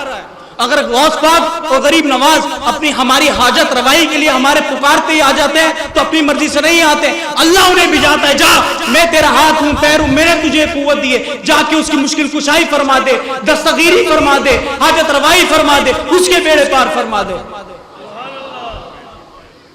یہ ہے عقیدہ، اور یہ عقیدہ اہل سنت ہم نے اپنے من سے نہیں گڑا، ہمیں یہ سب قرآن اور حدیث سے ملا ہے. اگر لوگ کہتے ہیں کہ غوث اعظم عرش کو دیکھتے تھے، لوح محفوظ کو دیکھتے تھے، ہم نے صحاباؤں میں تو ایسا کوئی نہیں سنا. ہم نے بولیے صحاباؤں میں تو ایسا کوئی نہیں سنا، کہتے ہیں نا لوگ. تو ان کو اگر اب پوچھے تو انہیں کہہ دینا بھائی تم نے حدیث صحیح سے نہیں پڑھی، حدیث صحیح سے نہیں پڑھی. یہ روایت ہے، اس کو روایت کیا ہے امام طبرانی نے، ابن ابی شیبہ نے اور امام بہقی نے. 3 کی مستند کتابوں کے حوالے دے کے آپ کو بیان کر رہا ہوں. رسول پاک کے ایک صحابہ تھے. کون تھے؟ صحابہ رضی اللہ تعالیٰ عنہ. ان کا نام تھا حارث بن مالک الانصاری رضی اللہ تعالیٰ عنہ. کیا نام تھا؟ حارث بن مالک الانصاری ان کا نام تھا. وہ فرماتے ہیں انہ مر برسول اللہ صلی اللہ علیہ وسلم، وہ رسول پاک کے پاس سے گزرے. رسول پاک بیٹھے تھے، صبح کا وقت تھا، پاس سے گزرے تو رسول پاک نے ان کو دیکھا. ان کے چہرہ کچھ بدلا بدلا نظر آیا. ان کا چہرہ کچھ بدلا ہوا تھا، جیسا روز دیکھتے تھے ویسا نہیں تھا، کچھ حالات میں تبدیلی تھی. رسول اللہ نے پوچھا کیف اصبحت یا حارث، اے حارث تو نے صبح کیسے کری؟ میں نے تو کبھی تجھے اس حال میں دیکھا نہیں، تجھے آج جس صبح دیکھ رہا ہوں تو اس حال میں نہیں دیکھ رہا ہوں جس حال میں دیکھا کرتا ہوں. تو آپ نے فرمایا قال اصبحت، کون فرما رہا ہے؟ حضرت حارث جو صحابی رسول ہے. قال اصبحت مؤمنا حقا، میں نے تو صبح یعنی جب میں اٹھا ہوں یعنی اب میری زندگی ایک سچے مومن کی طرح ہو گئی ہے. کیا فرمایا؟ سچے مومن کی طرح میری زندگی ہو گئی ہے یا رسول اللہ. تو رسول اللہ نے بولا قال، رسول اللہ نے فرمایا صلی اللہ علیہ وسلم انظر ما تقول، اے حارث تمہیں پتہ بھی ہے تم کیا کہہ رہے ہو؟ تم اپنے ہوش میں ہو؟ تم کیا کہہ رہے ہو؟ تو رسول خدا نے ان سے پوچھا فَإِنَّ لِكُلِّ شَيْءٍ حَقِيقَةً فَمَا حَقِيقَةُ إِيمَانِكَ، اے حارث ہر چیز کی ایک حقیقت ہوتی ہے، ہر چیز کی ایک حقیقت ہوتی ہے، ایک سچائی ہوتی ہے. تیرے ایمان کی کیا سچائی ہے؟ صحابی رسول سے رسول اللہ پوچھ رہا ہے تیرے ایمان کی کیا سچائی ہے؟ تو انہوں نے فرمایا عزفت نفسی علی دنیا وسحرت لذالک لیلی واطمأن نہاری، یا رسول اللہ میں نے دنیا کو چھوڑ دیا ہے، ایک کونا پکڑ لیا ہے، اب مجھے دنیا اچھی نہیں لگتی، رات بھر عبادتیں کرتا ہوں، دن بھر روزے رکھتا ہوں. حضرت حارث بن مالک الانصاری فرما رہا ہے دن بھر روزے رکھتا ہوں، رات بھر عبادت کرتا ہوں، راتوں کو سو نہیں پاتا، اور میرا حال تو ایسا ہو گیا اب مجھ پہ قابو ہی نہیں ہے، راتوں کو نمازیں پڑھنے سے، دن کو روزہ پڑھنے سے. صحابی رسول کیا فرما رہا ہے؟ میرا یہ حال ہو گیا میں زمین میں بیٹھے بیٹھے اللہ کا عرش دیکھ رہا ہوں. میری نظر زمین پہ بیٹھ کے اللہ کے عرش پر ہے. یہ صحابی رسول ہے. میں بیٹھے بیٹھے زمین پر اللہ کا عرش دیکھ رہا ہوں. کیا فرماتے ہیں؟ انا کأنی انظر الی اہل جنہ یتزاورون فیہا، اور میں جنت والوں کو دیکھ رہا ہوں کہ آپس میں ایک دوسرے کو مل رہے ہیں، گلے مل رہے ہیں. صحابی رسول زمین میں بیٹھ کے جنت کے نظارے کر رہے ہیں. صحابی رسول زمین میں بیٹھ کے عرش کا نظارہ کر رہے ہیں. صحابی رسول زمین میں بیٹھ کے آسمانوں کے نظارے کر رہے ہیں. اور آگے بول رہے ہیں اور میں جہنم والوں کو دیکھ رہا ہوں. کأننی انظر الی اہل النار یتداغون، اور میں جہنم والوں کو دیکھ رہا ہوں کہ جہنم میں چلا رہے ہیں، چیخ پکار ہو رہی ہے. اللہ کے رسول کے صحابی جو کہتے ہیں نا صحابہ نے تو یہ مقامات حاصل نہیں کرے، صحاباؤں کو تو یہ سب نہیں ہوا، تو انہیں کہہ دینا شاید آپ نے حارث بن مالک انصاری کے معاملات نہیں پڑھے. یہ روایت ہی پھر سے بتا دو، اس کو روایت کیا ہے امام طبرانی نے، ابن شیبہ نے اور بہقی نے. یہ معاملات ہیں اللہ کے ولیوں کے، صحابہ کرام کے. تو جو عقیدہ ہمارے بزرگواروں کے لیے، ہمارے غوث اعظم کے لیے، ہمارے خواجہ اعظم کے لیے اور امت کے تمام ولی اللہ کے لیے رکھتے ہیں، یہ ہم نے نہیں گڑھا، یہ ہم نے اللہ کے رسول کے صحابہ کرام، تابعین، اتباع تابعین سے سیکھا ہے. یہ چیزیں ہماری من گھڑت نہیں ہیں، یہ قصے کہانیاں نہیں ہیں، یہ سب ہمارے آبا و اجداد نے، ہمارے بزرگوار نے ہمیں تواتراً روایت فرمایا ہے. چونکہ میں نے ولایت کیا ہے اس کو سمجھانے کی آپ کو کوشش کری، اور کرامت کیا ہے قرآن کے اندر یہ آپ کو بتانے کی کوشش کری، اور اللہ کے ولیوں کا کیا مقام ہے، اللہ کے ولی کے غلاموں کا کیا مقام ہے، اس پہ بھی روشنی ڈالنے کی کوشش کری. صحاباؤں کے اندر صحاباؤں کے کیا مقامات تھے، وہ بیٹھے بیٹھے زمین کے اوپر عرش کی زیارتیں کرتے تھے، اس کا بھی میں نے تمہیں علم بتایا. انشاءاللہ جیسا کہ ہم سب کو روشن ہے، آج فاتح یزدہم ہے، 11ویں شریف کی فاتح ہے، غوث اعظم کا دن ہے. تو آج کا جو موضوع ہے انشاءاللہ اس پہ ہم منتقل ہوتے ہیں، اور موضوع کرامت معاملات غوث اعظم کی زندگی آپ نے کئی بار، ہزارہ بار آپ نے سنی ہے، کرامتیں سنی ہیں. لیکن آج جو میرا ٹاپک رہے گا، میرا موضوع رہے گا، وہ صرف اتنا ہی رہے گا کہ غوث اعظم کے معاملات، ان کے درجات، صرف قرآن سے اور 11ویں کی برکت. یہ دن جو 11ویں شریف کا ہے، اس کی قرآن میں کیا اہمیت ہے؟ کبھی سنا کوئی 11ویں قرآن سے بتا رہا؟ میں صرف 11ویں کی بات قرآن سے کروں گا کہ لفظ 11، کیونکہ جو قرآن نازل ہوا ہے یہ رسول خدا پہ نازل ہوا، جس طرح نازل ہوا اس طرح ہمارے تک پہنچا. اگر کوئی سورت، کوئی آیت کسی ٹاپک پر ہے، کسی مقام پر ہے، کوئی سورت کا نمبر 11واں ہے تو وہ رسول پاک نے ہمیں اسی طرح دیا. کوئی آیت کا نمبر 11واں ہے، 12واں ہے، 13واں ہے تو رسول خدا سے ہمیں اسی طرح ملا.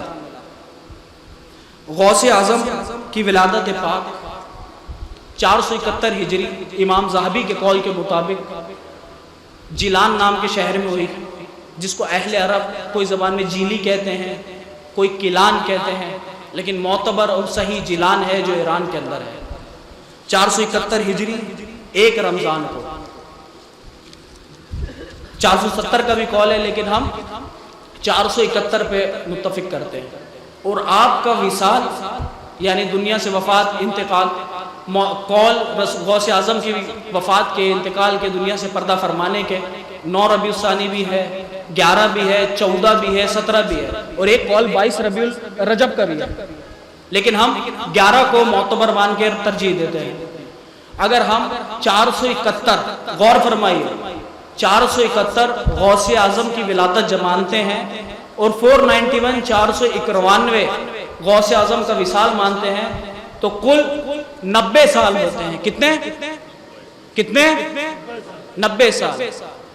حضرت غور فرمائیے، 90 سال ہوتے ہیں. اور قرآن میں الگ الگ مشتقات کے ساتھ لفظ ولایت 90 بار آیا ہے.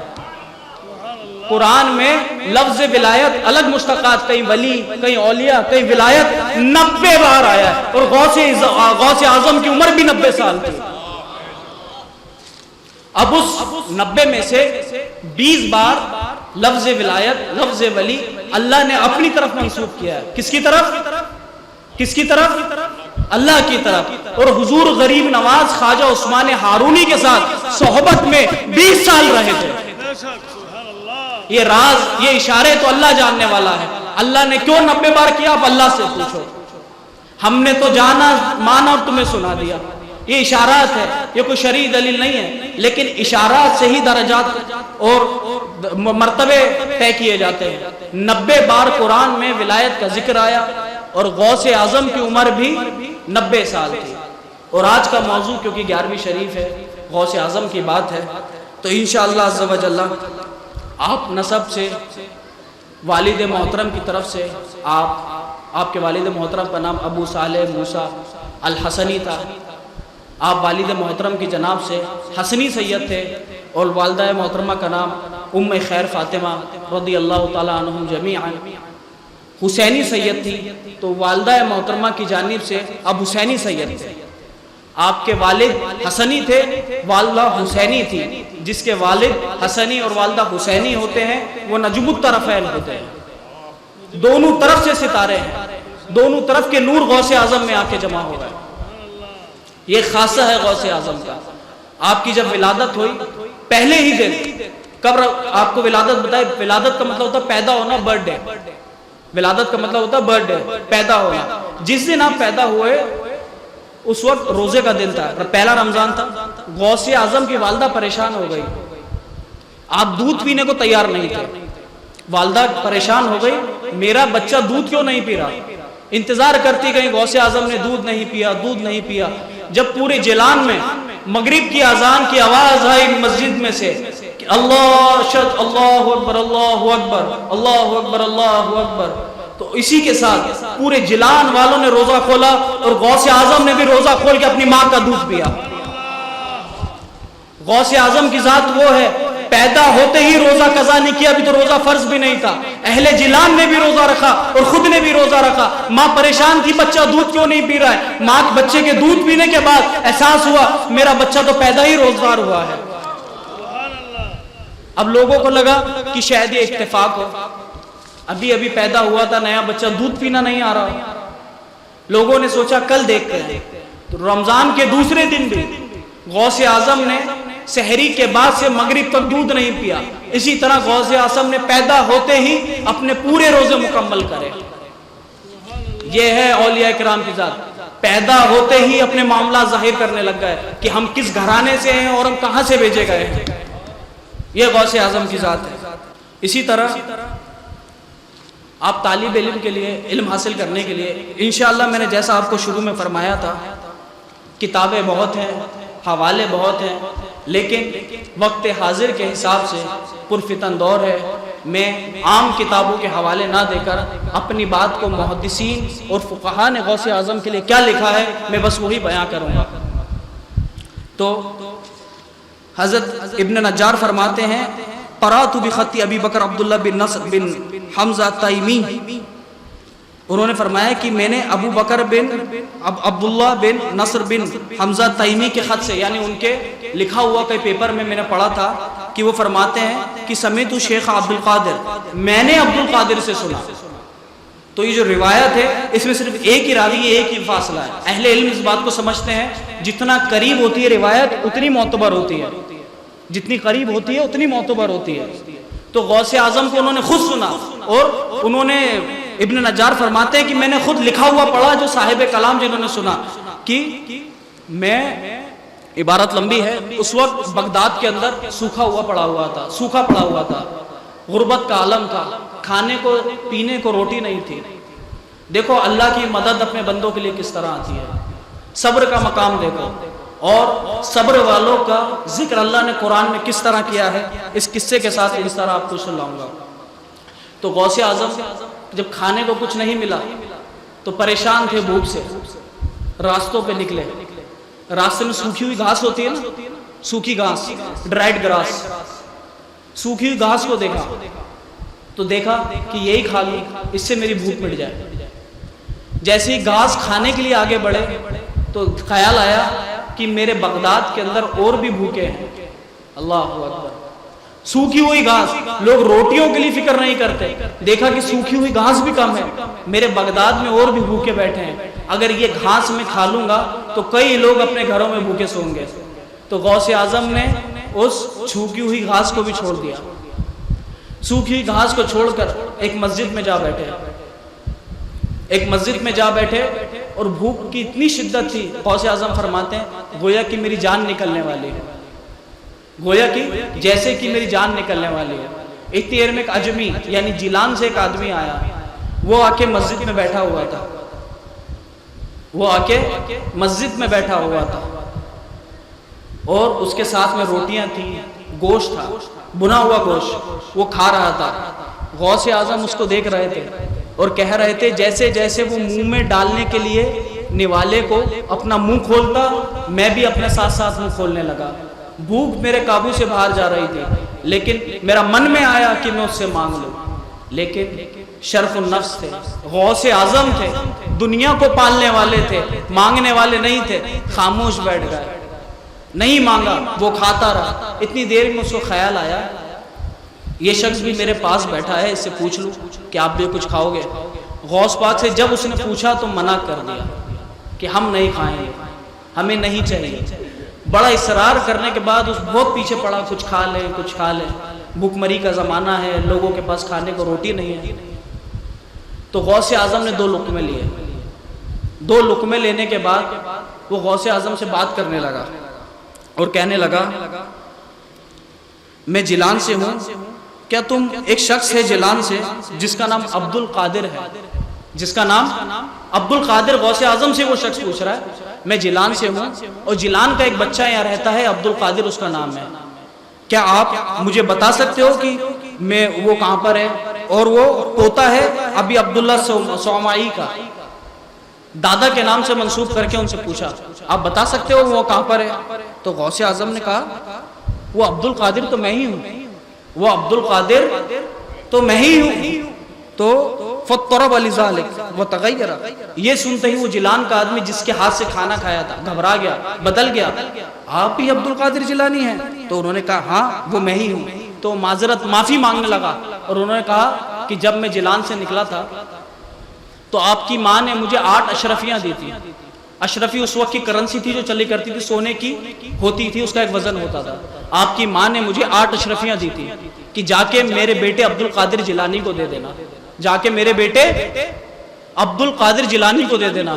اور وہ معافی مانگنے لگا میں 3 دن تک آپ کو ڈھونڈتا رہا, 3 دن تک آپ کے بارے میں جگہ جگہ بغداد میں ڈھونڈتا رہا, آپ کا نام و نشان نہیں ملا.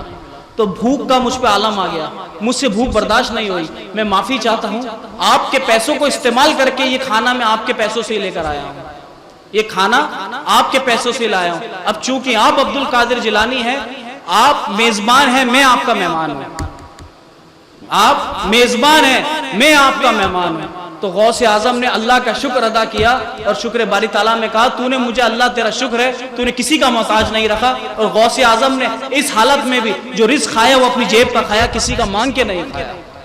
تو یہاں پہ غوث اعظم کا صبر نظر آتا ہے. اب میں قرآن سے آپ کو بتاتا ہوں کیا نظر آتا ہے غوث اعظم کا صبر. صبر کو بنگلہ میں کیا کہتے ہیں؟ صبر کو بنگلہ میں صبر کہتے ہیں, صبر دھوجو, غوث اعظم کا دھوجو صبر نظر آتا ہے. لیکن اب میں آپ کو بتاتا ہوں, میں نے شروع میں ایک بات بولی آپ کو, قرآن کریم کی جتنی آیتیں, جتنی سورے ہم تک پہنچی سب توفیقی ہیں. یہ اجماع ہے امت کا اس کے اوپر. جو قرآن کی 11 آیت ہے, 12 آیت ہے, 13 آیت ہے, یہ لفظ ہمیں رسول خدا سے ملے. اور قرآن کے ہر لفظ, ہر قیمت, ہر آیت کا ایک معنی ہے. تو غوث اعظم کی جو نسبت ہے 11ویں کی, 11 کی, ہم قرآن سے پوچھتے ہیں قرآن نے 11 میں کیا لکھا ہے. تو قرآن کی 11 نمبر سورہ ہود ہے, سورہ ہود ہے. سورہ ہود کی 11ویں آیت قرآن کسی بندے نے نہیں لکھا ہے, پھر کہہ رہا ہوں اللہ نے اتارا ہے. سنو کیا کہتا ہے اللہ, الا الذین صبروا وعملوا الصالحات اولئک لهم مغفرۃ واجر کریم. اور بے شک جن لوگوں نے صبر کیا اور نیک عمل کیے ان کے لیے مغفرت اور بڑا اجر ہے. غوث اعظم ماں صبر کر رہا ہے اور اللہ 1400 سال پہلے 11ویں آیت میں 11ویں سورت میں صبر کا ذکر کر رہا ہے. یہ اتفاق نہیں ہو سکتا. کسی کو یہ اتفاق لگے تو پھر میرے پاس آؤ. سورہ تغابن میں 11 نمبر آیت پھر 11ویں. کوئی بھی، میں پہلے ہی آپ کو بتا دوں، میں ذکر کروں نہ کروں، قرآن کی میں جتنی آیتیں آپ کو بتاؤں گا ساری کی ساری 11ویں ہی رہیں گی. 12ویں آیت نہیں بولوں گا، 10ویں آیت نہیں بولوں گا، کیونکہ آج 11ویں کا دن ہے، غوث اعظم کا دن ہے، تو سورت کی بھی 11ویں ہی بات ہوگی، ہر آیت 11ویں ہوگی. اور یہ غوث اعظم سے کیسا تعلق ہے آپ فیصلہ کریں کہ یہ اللہ کے کیسے مبارک ولی ہیں. 1400 سال پہلے بھی اللہ 11ویں آیت کو بھی سوچ سمجھ کے بیان کر رہا ہے کہ اس میں کیسے مناقب بیان ہو، کیسے فضائل بیان ہو. پھر سورہ تغابن میں آتا ہے وَمَا أَصَابَ مِن مُّصِيبَةٍ إِلَّا بِإِذْنِ اللَّهِ. جو بھی مرد مومن کو، جو بھی اللہ کے بندے کو کوئی مصیبت پہنچتی ہے تو اللہ کے حکم سے پہنچتی ہے، اور اللہ کا ولی اس پہ صبر کرتا ہے. یہاں بھی صبر کا ذکر ہے. وَمَن يُؤْمِن بِاللَّهِ يَهْدِ قَلْبَهُ وَاللَّهُ بِكُلِّ شَيْءٍ عَلِيمٌ. اور جو اللہ پہ ایمان لاتا ہے اللہ اس کے دل کو ہدایت یافتہ فرما دیتا ہے. جو اللہ کے دین پر، اللہ کے ایمان لاتا ہے اللہ اس کے دل کو ہدایت یافتہ فرما دیتا ہے. تو پہلی شرط صبر ہے. غوث اعظم کا صبر تھا کہ ان کو اس مقام پہ پہنچایا اللہ نے ان کے صبر کی وجہ سے، ان کے مقامات کی وجہ سے. یہ سورہ تغابن کی آیت نمبر 11 ہے. میں نے کہا نا 11 سے ہٹ کے بات نہیں کروں گا. اور اللہ فرماتا ہے سورہ کہف میں، اور اللہ جسے ہدایت دیتا ہے مَن يَهْدِ اللَّهُ فَهُوَ الْمُهْتَدِ وَمَن يُضْلِلْهُ فَلَن تَجِدَ لَهُ وَلِيًّا مُرْشِدًا. اللہ جس کو ہدایت دیتا ہے، اللہ جس کو ہدایت دیتا ہے اس کو ہدایت یافتہ کر دیتا ہے. یہ تک تو ٹھیک تھی بات. وہ جسے گمراہ کرتا ہے اس کا کوئی ولی اور مرشد نہیں ہوتا. اللہ جسے گمراہ کرتا ہے نہ اس کا تعلق کسی ولی سے ہوتا ہے نہ اس کا کوئی مرشد ہوتا ہے. یہ قرآن سورہ کہف کی آیت ہے. تو یہاں پہ بھی اللہ نے 11ویں سورت میں 11ویں آیت میں سورہ تغابن کی فرمایا جو مصیبت مرد مومن کو پہنچتی ہے. اس مصیبت کو غوث اعظم کی مصیبت کے ساتھ تصور کریے کہ اللہ نے 11ویں آیت میں ہی فرمایا ہے. جو بھوکے پھرے لیکن کسی کے آگے ہاتھ نہیں پھیلایا، کیونکہ وہ جانتے تھے جو بھی آج میرا حالات ہے یہ اللہ کی مرضی ہے. ہم نے ہماری نفسوں کو اللہ کے آگے سپورٹ کر دیا. اللہ چاہے تو جلا دے، اللہ چاہے تو بگاڑ دے، اللہ چاہے تو زندہ کر دے، اللہ چاہے تو موت دے دے. جو کچھ ہمارے نصیب میں سب اللہ کا لکھا ہے. یہ ایمان غوث اعظم تھا. یہ بھی 11ویں آیت ہے. یہ بھی کسی کو اتفاق لگے تو آگے سنو. لفظ 11 قرآن کے اندر، جیسا میں نے شروع میں آپ کو بتایا، دیکھیے غور کریے. میں نے آپ کو کہا تھا شروع میں کوئی جوشیلے بیان کرنے یہاں نہیں آیا ہوں، میں کرامتیں سنانے آپ کو نہیں آیا ہوں. کرامتیں آپ سنتے رہتے ہیں، قصے کہانی آپ سنتے رہتے ہیں، لیکن میں بات وہ کرنے آیا ہوں جب کسی کے سامنے پیش کرو تو وہ جواب نہ دے پائے تمہاری بات کا. ہم نے فرمایا نا کہ غوث اعظم کا وصال 11ویں کو ہوا، 11 ربیع الثانی کو. ایک اور اتفاق سنو، اگر کسی کو اتفاق لگے تو، کسی کو اتفاق لگے تو، کسی کو لگے کہ یہ ایسی ہو گیا ہوگا، اتفاقاً قرآن میں آیت آ گئی ہوگی، تو اللہ فرما رہا ہے قُلْ يَتَوَفَّاكُمْ مَلَكُ الْمَوْتِ الَّذِي وَكَّلَ بِكُمْ ثُمَّ إِلَىٰ رَبِّكُمْ تُرْجَعُونَ. یہ سورہ سجدہ کی آیت نمبر کون سی ہے؟ آیت نمبر کون سی ہے؟ 11. میں نے کہا میں کوئی بھی آیت 11 کے علاوہ نہیں لاؤں گا. غوث اعظم کا وصال 11ویں تاریخ کو ہوا، اور اس آیت کے اندر بھی اللہ کیا ذکر کر رہا ہے؟ محبوب فرماؤ تمہیں جو موت دیتا ہے، تمہاری جو روح قبض کرتا ہے وہ ملک الموت ہے. وصال تمہاری موت ملک الموت لے کے آتا ہے. یہ سورہ سجدہ کی آیت نمبر 11 میں ہے، اور غوث اعظم کا وصال بھی 11 تاریخ کو ہوا. ہم بھی پھر 11 کی بات کر رہے ہیں. یہ بھی اتفاق ہو سکتا ہے. پھر سنو، پھر اللہ نے یہی چیز سورہ منافقون کے اندر آیت نمبر 11 میں فرمائی لَن يُؤَخِّرَ اللَّهُ نَفْسًا إِذَا جَاءَ أَجَلُهَا وَاللَّهُ خَبِيرٌ بِمَا تَعْمَلُونَ. جب کسی کا وقت مقرر، جب کسی کا وقت آ جاتا ہے، جب اس کو اللہ کے پاس جانا ہوتا ہے، اس کا انتقال کا وقت آ جاتا ہے، تو اللہ اس میں تاخیر نہیں کرتا. اس کو مقررہ وقت پہ ہی اپنی موت کے اوپر ملک الموت کو لبیک کہنا ہوتا ہے. پھر یہ آیت نمبر 11 ہے. اس سے پہلے جو میں نے فرمائی وہ بھی آیت نمبر 11 ہے. غوث اعظم کا وصال بھی 11 ہے، اور اس 11 کے اندر اللہ نے صرف وصال بندے کی بات کری ہے کہ بندے کا وصال کس طرح ہوتا ہے، کون س طرح ملک الموت اس کو لے کے جاتا ہے، اور کس طرح جب اس کا وقت آ جاتا ہے تو وقت کبھی ٹلتا نہیں ہے. یہ اللہ اپنی کتاب میں بات کر رہا ہے. 11 اگر کوئی آیت ہے تو مفسرین سے پوچھو. اللہ نے 11 کو 11 بھی ذکر کیا تو اس کی حکمت اللہ کے پاس ہے. اللہ ہی جانتا ہے اس کا مقصد کیا ہے. ہم اس پہ دعویٰ نہیں کر سکتے، لیکن ہر بار 11 پہ غوث اعظم کا وصال 11 پہ، یہ آیت بھی 11ویں ہے. پھر اس کے بعد آپ کو بتاؤں، غوث اعظم کا پیر مرشد کا نام حماد دباس تھا. آپ مراقبے میں بیٹھے ہوئے تھے، مراقبے میں بیٹھے بیٹھے ایک تاجر آیا، بزنس مین، وہ بھی آپ کا ماننے والا، آپ کا مرید تھا. اس نے آ کے پوچھا میں بزنس کے لیے جانا چاہتا ہوں، تجارت کے لیے، مطلب بزنس کے لیے پہلے ایک شہر سے دوسرے شہر سامان خرید کے بیچنے جایا کرتے تھے. تو پیر و مرشد نے مراقبہ کیا اور فرمایا کہ تم اس بزنس میں مت جاؤ، اس تجارت کے لیے مت جاؤ، تمہیں نقصان ہوا. انہوں نے دیکھا کہ اس شخص کو قتل کر دیا جائے گا، اس کا جتنا بھی مال ہے سب لوٹ لیا جائے گا، لوٹ کے اس کو قتل کر دیا جائے گا. تو حضرت حماد دباس نے فرمایا تم مت جاؤ رضی اللہ تعالیٰ عنہ، تمہارے ساتھ ایسا ایسا ہوگا. لیکن آج کل کی عوام ہے، پیر کے منع کرنے کے بعد بھی جو ارادہ کر لیا جانا ہے تو جانا ہے، پیر اجازت دے یا نہیں دے وہ تو فارمیلٹی ہو گئی. لیکن یہ اس وقت کے لوگ تھے، جب اجازت لے کے نکلے دل مانا نہیں، نکلتے ہی باہر غوث اعظم دکھ گئے. اندر سے اجازت لے کے آئے اور ان کے پیر و مرشد نے مراقبہ کر کے دیکھا کہ تم قتل کر دیے جاؤ گے، تم مار دیے جاؤ گے. نکل کے دیکھا تو غوث اعظم دکھ گئے. غوث اعظم کو دیکھا، انہوں نے کہا بہانہ اچھا ہے، ان سے اجازت لے لوں، شاید اجازت مل گئے. ان کا کہا تو اللہ بھی نہیں ٹالتا، ان کا کہا تو اللہ بھی نہیں ٹالتا. جیسے غوث اعظم باہر دکھے، ان سے پوچھا فلاں فلاں مسئلہ ہے، میں تجارت کے لیے جانا چاہتا ہوں. غوث اعظم نے کہا جاؤ جاؤ. ان کو خیر مشغول تھے، کہہ دیا جاؤ جاؤ. جب بزنس کے لیے واپس آئے تو لاکھوں لاکھوں روپے کا فائدہ ہوا، لاکھوں لاکھوں روپے کا فائدہ ہوا. اور آ کے اپنے پیر مرشد کے بارگاہ میں نذرانہ پیش کیا اور بولا یہ وہ بزنس کے لیے میں جس کے لیے میں گیا تھا، یہ اس کا منافع ہے، میں آپ کی بارگاہ میں ہدیہ دینا چاہتا ہوں. تو پیر و مرشد نے بولا جو میں نے تجھے بتایا تھا کہ تو قتل کر دیا جائے گا، جو قتل کر دیا جائے گا، یہ تیری تقدیر تھی، یہ تیری تقدیر تھی.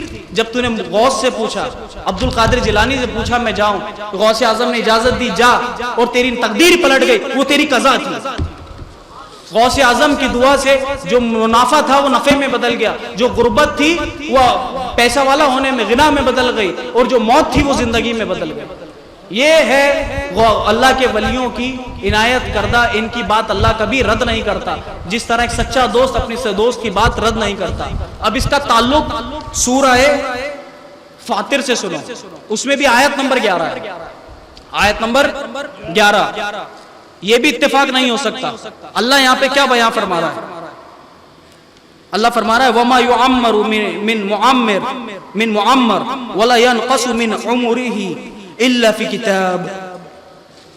اور کسی شخص کی عمر، جو عمر بڑھانا چاہتے ہیں یعنی اور لمبی زندگی جئیں، بڑھانا چاہتے ہیں، ان کی عمر نہیں بڑھتی ہے نہ گھٹتی ہے، لیکن یہ سب مقرر شدہ اللہ کے نزدیک ہے. جو چیزیں اللہ مقرر کر دیتا ہے، اس آیت سے اشارہ کر رہا ہے کہ اپنے ولیوں کے کہنے پہ ان کی تقدیریں بھی پلٹ دیتا ہے، ان کے کہنے سے ان کو زندگیاں عطا کر دیتا ہے، ان کے کہنے سے ان کے نصیب میں اولاد نہیں ہوتی تو اولادیں عطا کر دیتا ہے، ان کی زندگی میں رزق نہیں ہوتا تو رزق عطا کر دیتا ہے.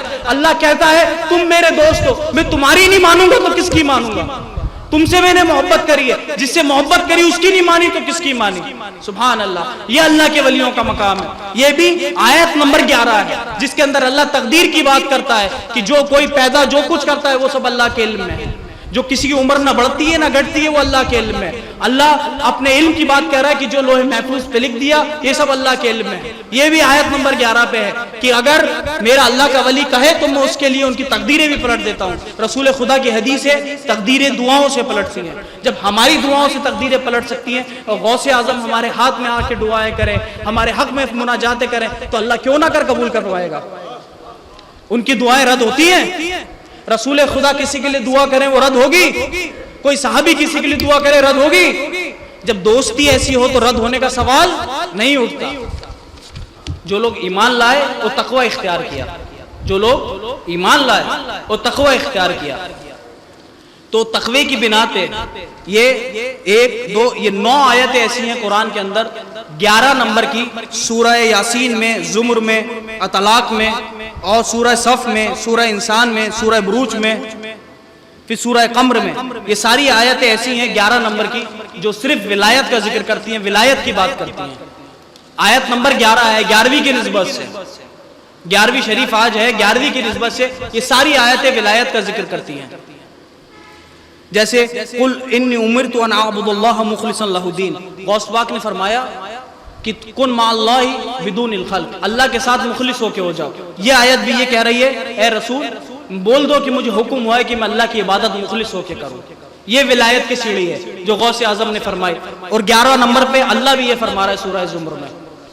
مجھے معلوم ہے آپ لوگوں کی طبیعت یہ بات سننے کی نہیں ہے، لیکن العلماء طبیب الامہ، علماء جو ہوتے ہیں امت کے ڈاکٹر ہوتے ہیں، اور ڈاکٹر دوائی مریض کی مرضی سے نہیں اس کی ضرورت کے حساب سے دیتا ہے. یہ بات آپ یاد رکھیے، مریض کو دوائی ڈاکٹر اس کی ضرورت کے حساب سے دیتا، اس کی چاہت کے حساب سے نہیں دیتا. ہمارے اولیاء سے نسبت ہماری قرآن اور سنت سے ثابت ہے. اس کے بعد یہ آخری یہ آیتیں ہیں جس کا میں نے ذکر کر دیا. اس کے اندر اللہ نے جنت کا ذکر کیا ہے، اولیاء کرام کے درجات کا ذکر کیا ہے. یہ پوری 9 آیتیں ہیں. انشاءاللہ کسی کو تفصیل چاہیے تو مجھ سے لے لیں. ابھی اپنی آخری بات میں آپ کے سامنے رکھتا ہوں. غوث اعظم کی مجلس کس طرح ہوا کرتی تھی؟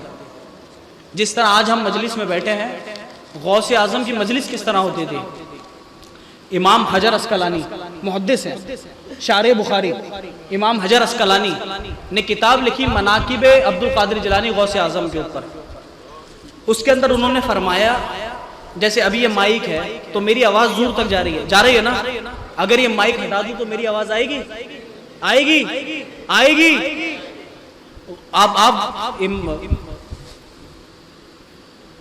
آپ اپنی کتاب میں فرماتے ہیں امام حجر اسقلانی کہ غوث اعظم کی مجلس میں 70,000 لوگ ایک وقت ہوا کرتے تھے. کتنے؟ 70,000. اور 70,000 کے اندر جس طرح پہلی صف کا آدمی سنا کرتا تھا اسی طرح آخری صف کا آدمی بھی سنا کرتا تھا. اگر میرا مائک ہٹ جائے تو میری آواز 2-4 صفوں سے آگے نہیں جائے گی، لیکن یہ غوث اعظم کا بیان تھا. جس طرح پہلی صف کا آدمی سنتا تھا اس طرح 70,000 لوگوں میں سے آخری صف کا آدمی بھی سنتا تھا. یہ کون فرما رہا ہے؟ امام حجر اسقلانی جو محدث ہے، شارح بخاری، اپنی کتاب مناقب عبد القادر جیلانی میں. اب آپ جب غوث اعظم کی جو مجالس کا میں ذکر کرنے والا ہوں تو یاد رکھنا جو لوگ یہاں بیٹھے ہیں وہ نہیں ہیں. اس وقت 70,000 کا مجمع ہوا کرتا تھا. ہو سکتا اس سے کبھی کبھار زیادہ بھی ہو جایا کرتا ہے. اور یہ آیت سورہ مجادلہ میں اللہ نے کس طرح فرمایا ہے اس کو بھی انشاءاللہ بیان کروں گا. پھر آپ دیکھنا اہل علم کے لیے اللہ نے 11 نمبر ہی کو چنا، اس کا فیصلہ آپ کرنا. تو امام ذہبی سب سے پہلے نور الابصار کے اندر ابن حاج فرماتے ہیں کہ انہ قال فی شرح رسالت ابن ادریس کے رسالے کی شرح میں انہوں نے بیان کرا ہے کہ انہ شیخ ابو الفرج بن جوزی، یہ ابن جوزی بہت بڑے محدث ہیں، ابو الفرج الجوزی. غور کی باتیں سنو، کوئی چھوٹا موٹا آدمی بیان نہیں کر رہا ہے. ایک مجلس ان کے مجلس میں محدثین، فقہاء، نحویین، بڑے بڑے علماء، جید علماء. عوام تو ہوتی تھی، اگر میں عوام کی بات کر دیتا تھا تم کہہ دیتے تھے عوام تو جاہل ہوتی ہے. ابن جوزی کیا فرماتے ہیں، ان کا کیا حال تھا؟ ابن جوزی فرماتے ہیں کہ میں ان کی مجلس میں حاضر ہوا ایک دن. حضر یومن مجلس سیدی عبد القادر جیلانی، عبد القادر جیلانی کی مجلس میں حاضر ہوا. ففسر شیخ عبد القادر آیتا وذکر فیہا وجوہا. تو عبد القادر جیلانی رضی اللہ تعالیٰ عنہ غوث اعظم اس وقت تفسیر قرآن فرما رہے تھے، قرآن کی ایک آیت کی تفسیر فرما رہے تھے. تو لوگ بیٹھ کے سن رہے تھے. ابن جوزی جو محدث ہے بہت بڑے، ان کا کیا حال ہوا غوث اعظم کی مجلس میں آ کے دیکھو. وہ فرما رہے ہیں اس وقت غوث اعظم ایک آیت کی تفسیر فرما رہے تھے. تفسیر فرماتے فرماتے انہوں نے، اور میرے جانب شیخ ایک آدمی بیٹھا تھا، میرے جانب ایک آدمی بیٹھا تھا. ابن جوزی کہہ رہا ہے جو محدث ہوتا ہے وہ مفسر بھی تھے، محدث بھی تھے اور مفسر بھی تھے. محدث وہ ہوتا ہے جو حدیث بیان کرتا ہے، جیسے امام بخاری محدث ہے، امام مسلم محدث ہے، امام ترمذی محدث ہے، امام نسائی محدث ہے، امام احمد بن حنبل محدث ہے. تاکہ تم لوگ سمجھ جاؤ محدث کس کو کہتے ہیں. یہ بہت بڑی ہستیاں اپنے وقت کی. وہ بیٹھے تھے اور ان کے پاس ایک شخص بیٹھا تھا. جب غوث اعظم نے تفسیر قرآن بیان کرنا شروع کری تو ابن جوزی کے پاس بیٹھا ہوا آدمی پوچھتا ہے کیا تمہیں یہ آیت کی تفسیر معلوم ہے؟ تو ابن جوزی فرماتے ہیں ہاں مجھے معلوم ہے. پھر غوث اعظم نے اسی آیت کی دوسری تفسیر کری اور پاس والے آدمی نے پوچھا ابن جوزی سے کیا تمہیں یہ تفسیر معلوم ہے؟ ابن جوزی فرماتے ہیں ہاں مجھے یہ تفسیر معلوم ہے۔ اسی طرح غوث اعظم نے تیسری کری، چوتھی کری، پانچویں کری، چھٹی کری، 11 تفسیروں تک ابن جوزی بولتے رہے ہاں یہ تفسیر میں جانتا ہوں، ہاں یہ تفسیر میں جانتا ہوں، ہاں یہ تفسیر میں جانتا ہوں۔ لیکن 11 کے بعد جب غوث اعظم نے آگے کی بات، ایک آیت ہے، دوسری آیت غوث اعظم نے نہیں پڑھی، ان کا علمی مقام بتا رہا ہوں۔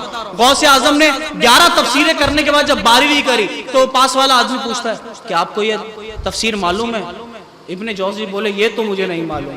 13ویں کری، پوچھا یہ تمہیں معلوم ہے؟ ابن جوزی بولے مجھے نہیں معلوم۔ 14ویں کری، نہیں معلوم۔ اس طرح تفسیریں کرتے کرتے 40 تفسیریں غوث اعظم نے کر دی۔ ابن جوزی ہر تفسیر میں کہتے ہیں مجھے نہیں معلوم، مجھے نہیں معلوم۔ ایسا علم تو نہ آنکھوں نے سنا، نہ کبھی آنکھوں نے دیکھا، نہ کانوں نے سنا۔ 40 تفسیروں کے بعد یہ حال تھا۔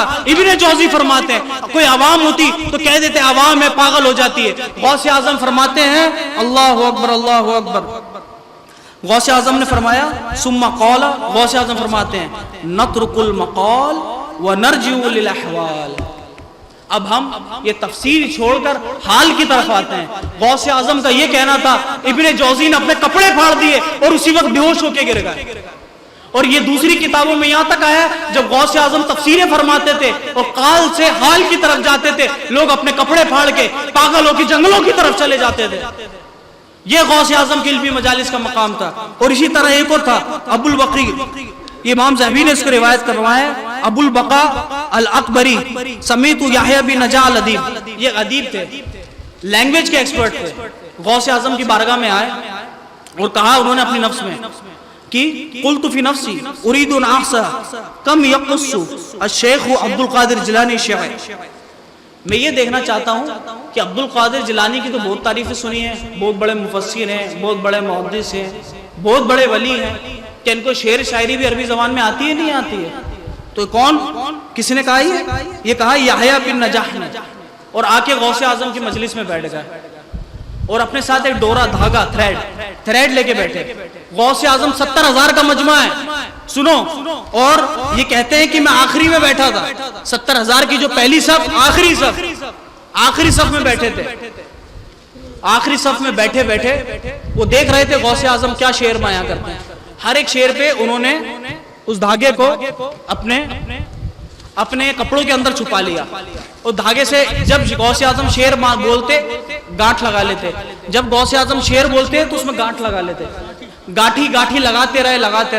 غوث اعظم نے 70,000 لوگوں کے مجمع میں، مجھے نہیں معلوم کون کہاں بیٹھا ہے، کس کے چہرے پہ کیا لکھا ہے، کس کے دل میں کیا ہے، غوث اعظم نے 70,000 کے مجمع میں آخری صف میں بیٹھے ہوئے آدمی کو بولا ہم یہاں کھڑے ہو کر گاٹھے کھول رہے ہیں اور تم وہاں بیٹھے گاٹھے لگا رہے ہو۔ یہ دل کے حال غوث اعظم، جب وہ بیٹھے گاٹھے لگا رہا تھا، غوث اعظم نے بولا ہم یہاں بیٹھے گاٹھے کھول رہے ہیں اور تم وہاں گاٹھے لگا رہا ہو، ہم لوگوں کے دلوں کے حال صاف کرنا ہے، تم اپنے دل کے حال بگاڑ رہا ہو، ہم لوگوں کے درجات بلند کر رہے ہیں، تم اپنے درجات کم کر رہا ہو، ہماری بارگاہ سے آ کے کوئی مایوس نہیں چاہتا، جو تجھے چاہیے بول میں وہ بن کے دکھاؤں گا۔ یہ ہے غوث اعظم۔ اس کے بعد اسی طرح ایک اور ادیب، اس وقت کے لوگوں کو بھی اپنے علم کا بخار تھا، آج کے لوگوں کو بھی اپنا علم کا بخار ہے، ولی کی بارگاہ میں جا کے وہ سارا بخار اتر جاتا ہے۔ ایک اور کو یہی بخار چڑھا تھا جن کا نام تھا کنت شاب اقرا ناو واسمو ناس، محمد بن خشاب النحوی۔ محمد بن خشاب نحوی، اس کو بھی ابن نجار روایت فرما رہا ہے، اور یہ امام ذہبی کی کتاب سیر الاعلام والنبلاء کی روایت ہے۔ وہ فرما رہا ہے کہ میں جوان تھا، میں نحو، یعنی نحو کہتے ہیں عربک گرامر کو نحو کہتے ہیں۔ ایک عام طور پہ اگر آپ سمجھنا چاہیں نحو ہوتی کیا ہے، اور نحو کے امام سیبوئے ہیں، امام سیبوئے سب سے بڑے امام گزرے نحو کی تاریخ میں، اور ان کی کتاب ہے الکتاب۔ اگر تم اس بات کو سمجھ لو گے تو تمہیں بات سمجھنے میں آسانی ہوگی۔ تو ابن نجار نے غوث اعظم کی بارگاہ میں جانا چاہا۔ میں نے سنا ہے کہ غوث اعظم بہت بڑے ولی ہیں، عالم ہیں، نحوی ہیں، میں بھی ذرا ان کی بارگاہ میں حاضر ہوں، دیکھوں تو صحیح، سنا بہت ہے، آج بھوکے آتے ہیں۔ تو غوث اعظم کی بارگاہ میں آ کے بیٹھا جیسے آپ لوگ بیٹھے ہیں، اپنے دل میں کہا، غوث اعظم کا جتنا نام سنا تھا ان کے کلام میں وہ بات نہیں، یہ اپنے دل میں کہا، منہ سے کچھ نہیں کہا۔ آخری صف میں تھا، غوث اعظم نے کہا اے اللہ کے بندے ہم یہ اللہ کا ذکر کر رہے ہیں، تو اللہ کے ذکر کے اوپر بندے کے کلام کو فوقیت دیتا ہے؟ اللہ کا ذکر ہے یہ کوئی بندے کا کلام نہیں جو تو دیکھنے آئے کہ ہماری گرامر کتنی اچھی ہے، ہماری یہ کتنی اچھی ہے۔ پھر غوث اعظم نے بولا ہماری غلامی پکڑ لے تیرے کو سپاہی بنا دوں گا، میری غلامی پکڑ لے دنیا میں نحو کا امام بنا دوں گا۔ غوث پاک کی غلامی کی وجہ سے پھر وہ جا کے نحو کے امام بنے۔ یہ غلامی غوث اعظم کا صدقہ ہے۔ اس کے بعد آخری بات، یہ تو اپنوں کی بات تھی، پرائی کی بات کہہ کے اپنی بات ختم کروں گا۔ اور میں نے کہا تھا نا غوث اعظم کی مجلس میں 70,000 لوگ ہوتے تھے۔ اسے امام حجر اسقلانی نے اپنی کتاب میں جو غوث اعظم پہ مناقب عبد القادر جیلانی لکھی اس میں ذکر کیا ہے۔ اور سورہ ہے، یہ آخری بات آپ کو بتا رہا ہوں، میں نے اتنے اتفاق بتائے جو 11 کوئی آیت میں نے 11ویں سے ہٹ کے نہیں بتائی آپ کو۔ یہ آخری آیت بھی 11ویں سے بتا رہا ہوں، کیا اللہ فرماتا ہے، یہ بھی اتفاق ہے کیا؟ آپ فیصلہ کرو اس کا، یہ فیصلہ میں تم پہ چھوڑتا ہوں۔ یہ سورہ مجادلہ ہے، آیت نمبر کون سی ہے؟ آیت نمبر 11 میں اللہ کیا فرما رہا ہے؟ یہ اللہ کا کلام ہے، بندے کا کلام نہیں ہے۔ سن لو، اگر بندے کا ہوتا تو کہہ دیتے قادریوں نے چشتیوں نے لکھ کے لے کر آ گئے۔ یہ اللہ کا کلام ہے۔ اللہ مجلس کا ذکر کر رہا ہے 11ویں کے اندر کہ مجلسوں میں آؤ تو مجلس کے آداب سکھا رہا ہے اللہ کہ مجلس میں مجمع ہو تو کس طرح بیٹھنا چاہیے۔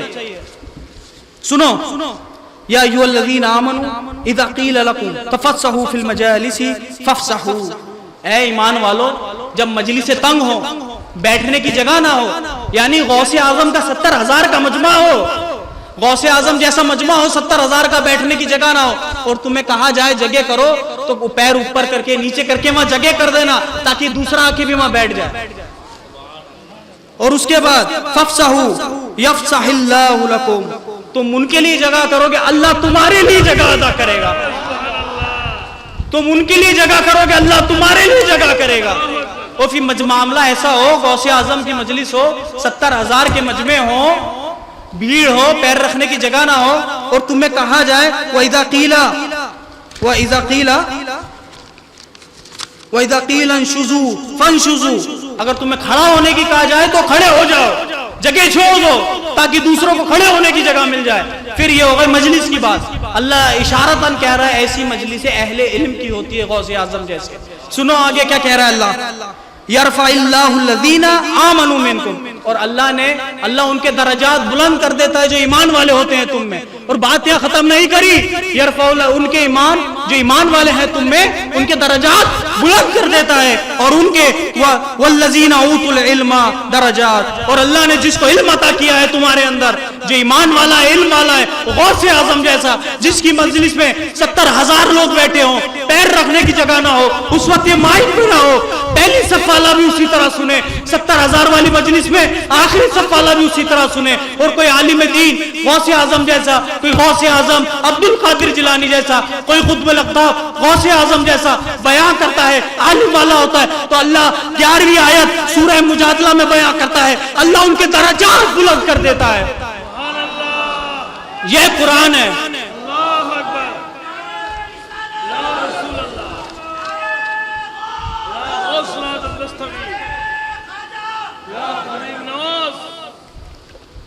سبحان اللہ، یہ قرآن ہے۔ میں نے آپ کو بات کہی تھی، کس سے کہانیاں نہیں سناؤں گا، اللہ کی بات سناؤں گا، اس کے رسول کی بات سناؤں گا۔ اللہ اپنے ولیوں کو اتنا قریب رکھتا ہے، 1400 سال پہلے بھی اللہ نے جب 11ویں آیت کا ذکر کیا تو مبارک طریقے سے کیا، ان احوال کو بیان کرا اشارتاً۔ یہ علم اشارہ شرعی دلیل نہیں ہے، یہ علم التلویحات شرعی دلیل نہیں ہے، صحیح ہے؟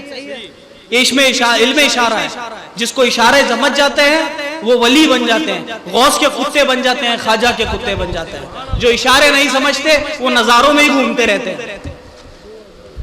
اس کے بعد ایک غوث اعظم کا مرید تھا، ایک غوث اعظم کا مرید۔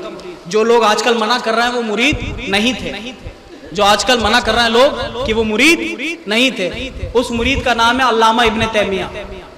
کیا نام ہے؟ علامہ ابن تیمیہ۔ سنو، تم لوگ کہتے ہیں، لوگ ہم پہ اعتراض کرتے ہیں کہ قطب ہم نے نام رکھ دیے، اقطاب ہم نے نام رکھ دیے، عارفین ہم نے نام رکھ دیے۔ تو غوث اعظم سے اور علامہ ابن تیمیہ کے بیچ دو واسطے ہیں۔ علمی بات بتا رہا ہوں، جو لوگ اعتراض کرتے ہیں ان کو جواب دینا۔ عبد القادر جیلانی رضی اللہ تعالیٰ عنہ متوفی ہیں 561 ہجری کے، اور آپ سے آ کے مرید ہوئے تھے ابو عمر ابن قدامہ مقدسی اور موفق الدین ابن قدامہ مقدسی. یہ دو لوگ آ کے غوث، وہ خود بیان کرتے ہیں کہ اپنے آخری وقت میں غوث اعظم کے جب آپ کی عمر 90 سال تھی ہم آ کے بیعت ہوئے، آپ سے آ کے ہم نے خرقہ بیعت پہنا آ کے بغداد کے اندر، اور ہمیں کچھ ہی دن رہنے کا آپ کے ساتھ موقع ملا، یعنی ایک مہینے کچھ دن آپ غوث اعظم کے ساتھ رہے. اس کے بعد غوث اعظم وصال فرما گئے. ان کے مرید ہوئے ابن ابی عمر ابن قدامہ مقدسی، اور یہ شیخ ہیں علامہ ابن تیمیہ کے. ابن تیمیہ مرید تھے ابن ابی عمر القدامہ کے مقدسی کے، ابن قدامہ مقدسی کے. تو ابن تیمیہ کا شجرہ طریقت غوث اعظم سے اور سہروردی سلسلے سے جا کے ملتا ہے، اور سب سے زیادہ جو رنگ ابن تیمیہ پہ تھا وہ غوث اعظم کا تھا، قادریت رنگ تھا. بڑی ذمہ داری سے کہہ رہا ہوں، اور یہ حوالہ میں دوں گا، میں ہوا میں بات نہیں کروں گا. اب میں جو عبارت پڑھنے جا رہا ہوں یہ کتاب ہے علامہ ابن تیمیہ کی الاستقامہ. کیا نام ہے؟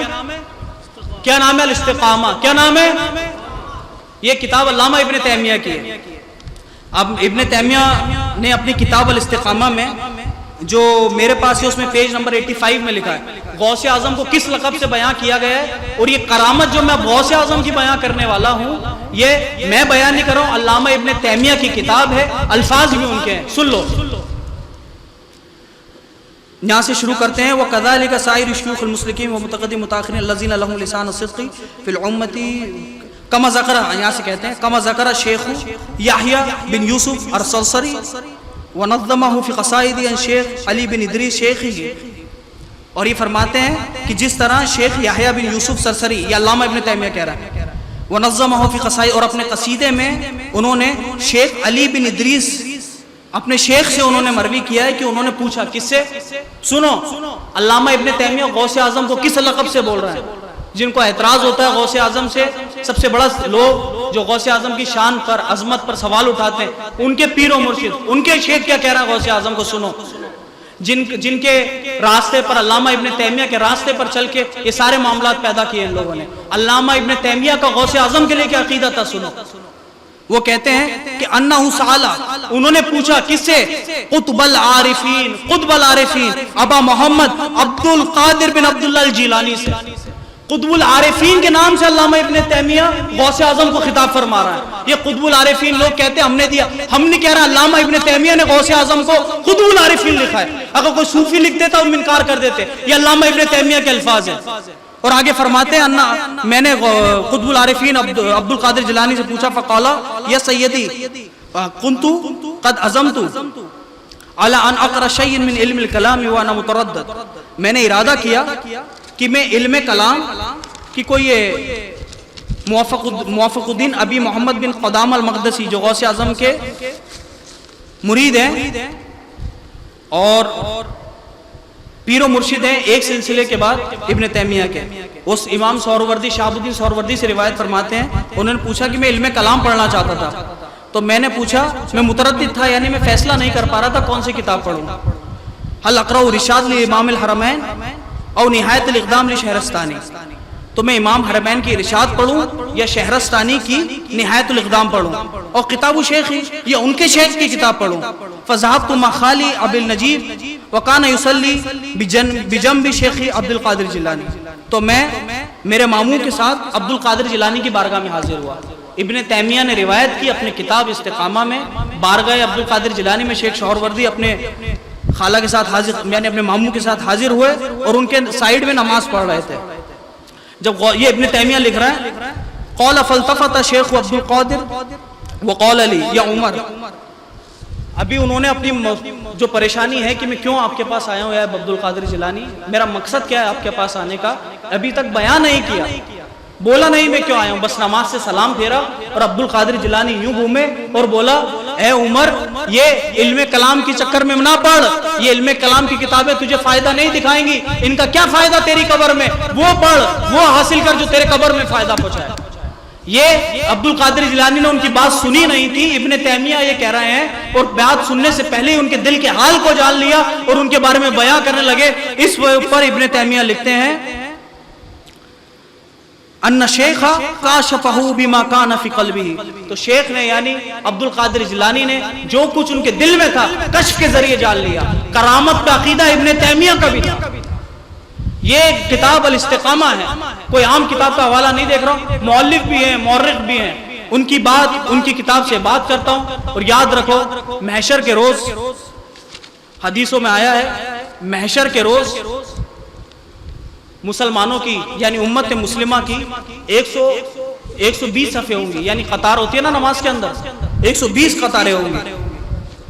120 قطاروں میں سے 80 مسلمانوں کی ہوں گی، 80 مسلمانوں کی ہوں گی۔ ان 80 مسلمانوں میں سے آج آپ ہندوستان، پاکستان، بنگلہ دیش کے مسلمانوں کو جوڑیں تو تقریباً 80 کروڑ مسلمان بنتے ہیں۔ 80 کروڑ، صحیح، تقریباً 80 کروڑ مسلمان بنتے ہیں۔ 80 کروڑ مسلمانوں کے بعد اگر آج ہم ان 80 کروڑ کو دنیا کے مسلمانوں سے ملائیں، ہندوستان، پاکستان، بنگلہ دیش کے علاوہ، تو یہ قریباً 35 سے 40% مسلمان ہوتے ہیں دنیا کے، 35 سے 40%، کیونکہ آج دنیا کی آبادی 1.6 بلین 160 کروڑ ہے، 40-50%۔ تو ان 120 صفوں میں سے 80 صف مسلمانوں کی ہوگی، اور میرا یہ عقیدہ ہے 35 سے 40 صفیں انشاءاللہ عز و جل ہند و پاک اور بنگلہ دیش کے مسلمانوں کی ہوگی۔ اور ان 40 پہ 35 کروڑ مسلمانوں پہ محنت حضور غریب نواز کی ہے، جب وہ پہلی 35 سے 35 صفوں کی محنت یہ غریب نواز کی ہوگی، 80 مسلمانوں کی صفوں میں سے 35 صفیں غوث اعظم اور خواجہ اعظم کے چاہنے والوں کی ہوگی، کیونکہ تمہارے جسم کچھ بھی ہوں، تمہارے رشتے کوئی بھی ہوں، تمہارے سلسلے کوئی بھی ہوں، تم سب اصلاً نسلاً چشتی ہو، عاشق غریب نواز ہو، کیونکہ تم سب کو کلمہ 800 سال پہلے حضور غریب نواز نے پڑھایا تھا، اور سب نے کہا تھا لا الہ الا اللہ محمد رسول اللہ صلی اللہ علیہ وسلم۔ اور غوث پاک کی ایک آخری نصیحت سے اپنی بات ختم کرتا ہوں، جس کو آج آپ پیغام کے طور پر اپنے ساتھ لے کے جائیں، ایک پیغام تم لوگوں کے لیے بن جائے۔ غوث اعظم فرماتے ہیں، شرح ساتھ ساتھ کرتا رہوں تمہیں تاکہ باتیں سمجھ میں آنے لگیں۔ غوث اعظم فرماتے ہیں یہ دنیا بازار ہے، مارکیٹ ہوتا ہے نا، یہ دنیا بازار ہے، اس کی دکانیں بند ہو رہی ہیں، دکاندار بند کر کر کے جا رہے ہیں، یہ بازار بند ہونے والا ہے، ایک اور بازار وہاں کھلنے والا ہے۔ اس بازار میں تم صرف خرید رہے ہو، وہاں خریدو گے کچھ نہیں، وہاں صرف بیچو گے۔ یہاں پر خریدنے والے تم ہو، وہاں پہ خریدنے والا تم سے اللہ ہوگا، وہاں پہ تم سے خریدنے والا اللہ ہوگا۔ تو ایسی چیزیں خریدو اس دنیا سے جو تم اللہ کو بیچ سکو، ایسی چیزیں اس دنیا سے لے کر جاؤ جو تم اللہ کو بیچ سکو۔ اللہ تمہارے گناہ نہیں خریدے گا، اللہ تمہارے برے کام نہیں خریدے گا، اللہ تمہاری نمازیں چھوڑنا نہیں خریدے گا، اللہ تمہارے روزے رکھنا نہیں خریدے گا، روزے چھوڑنا نہیں خریدے گا۔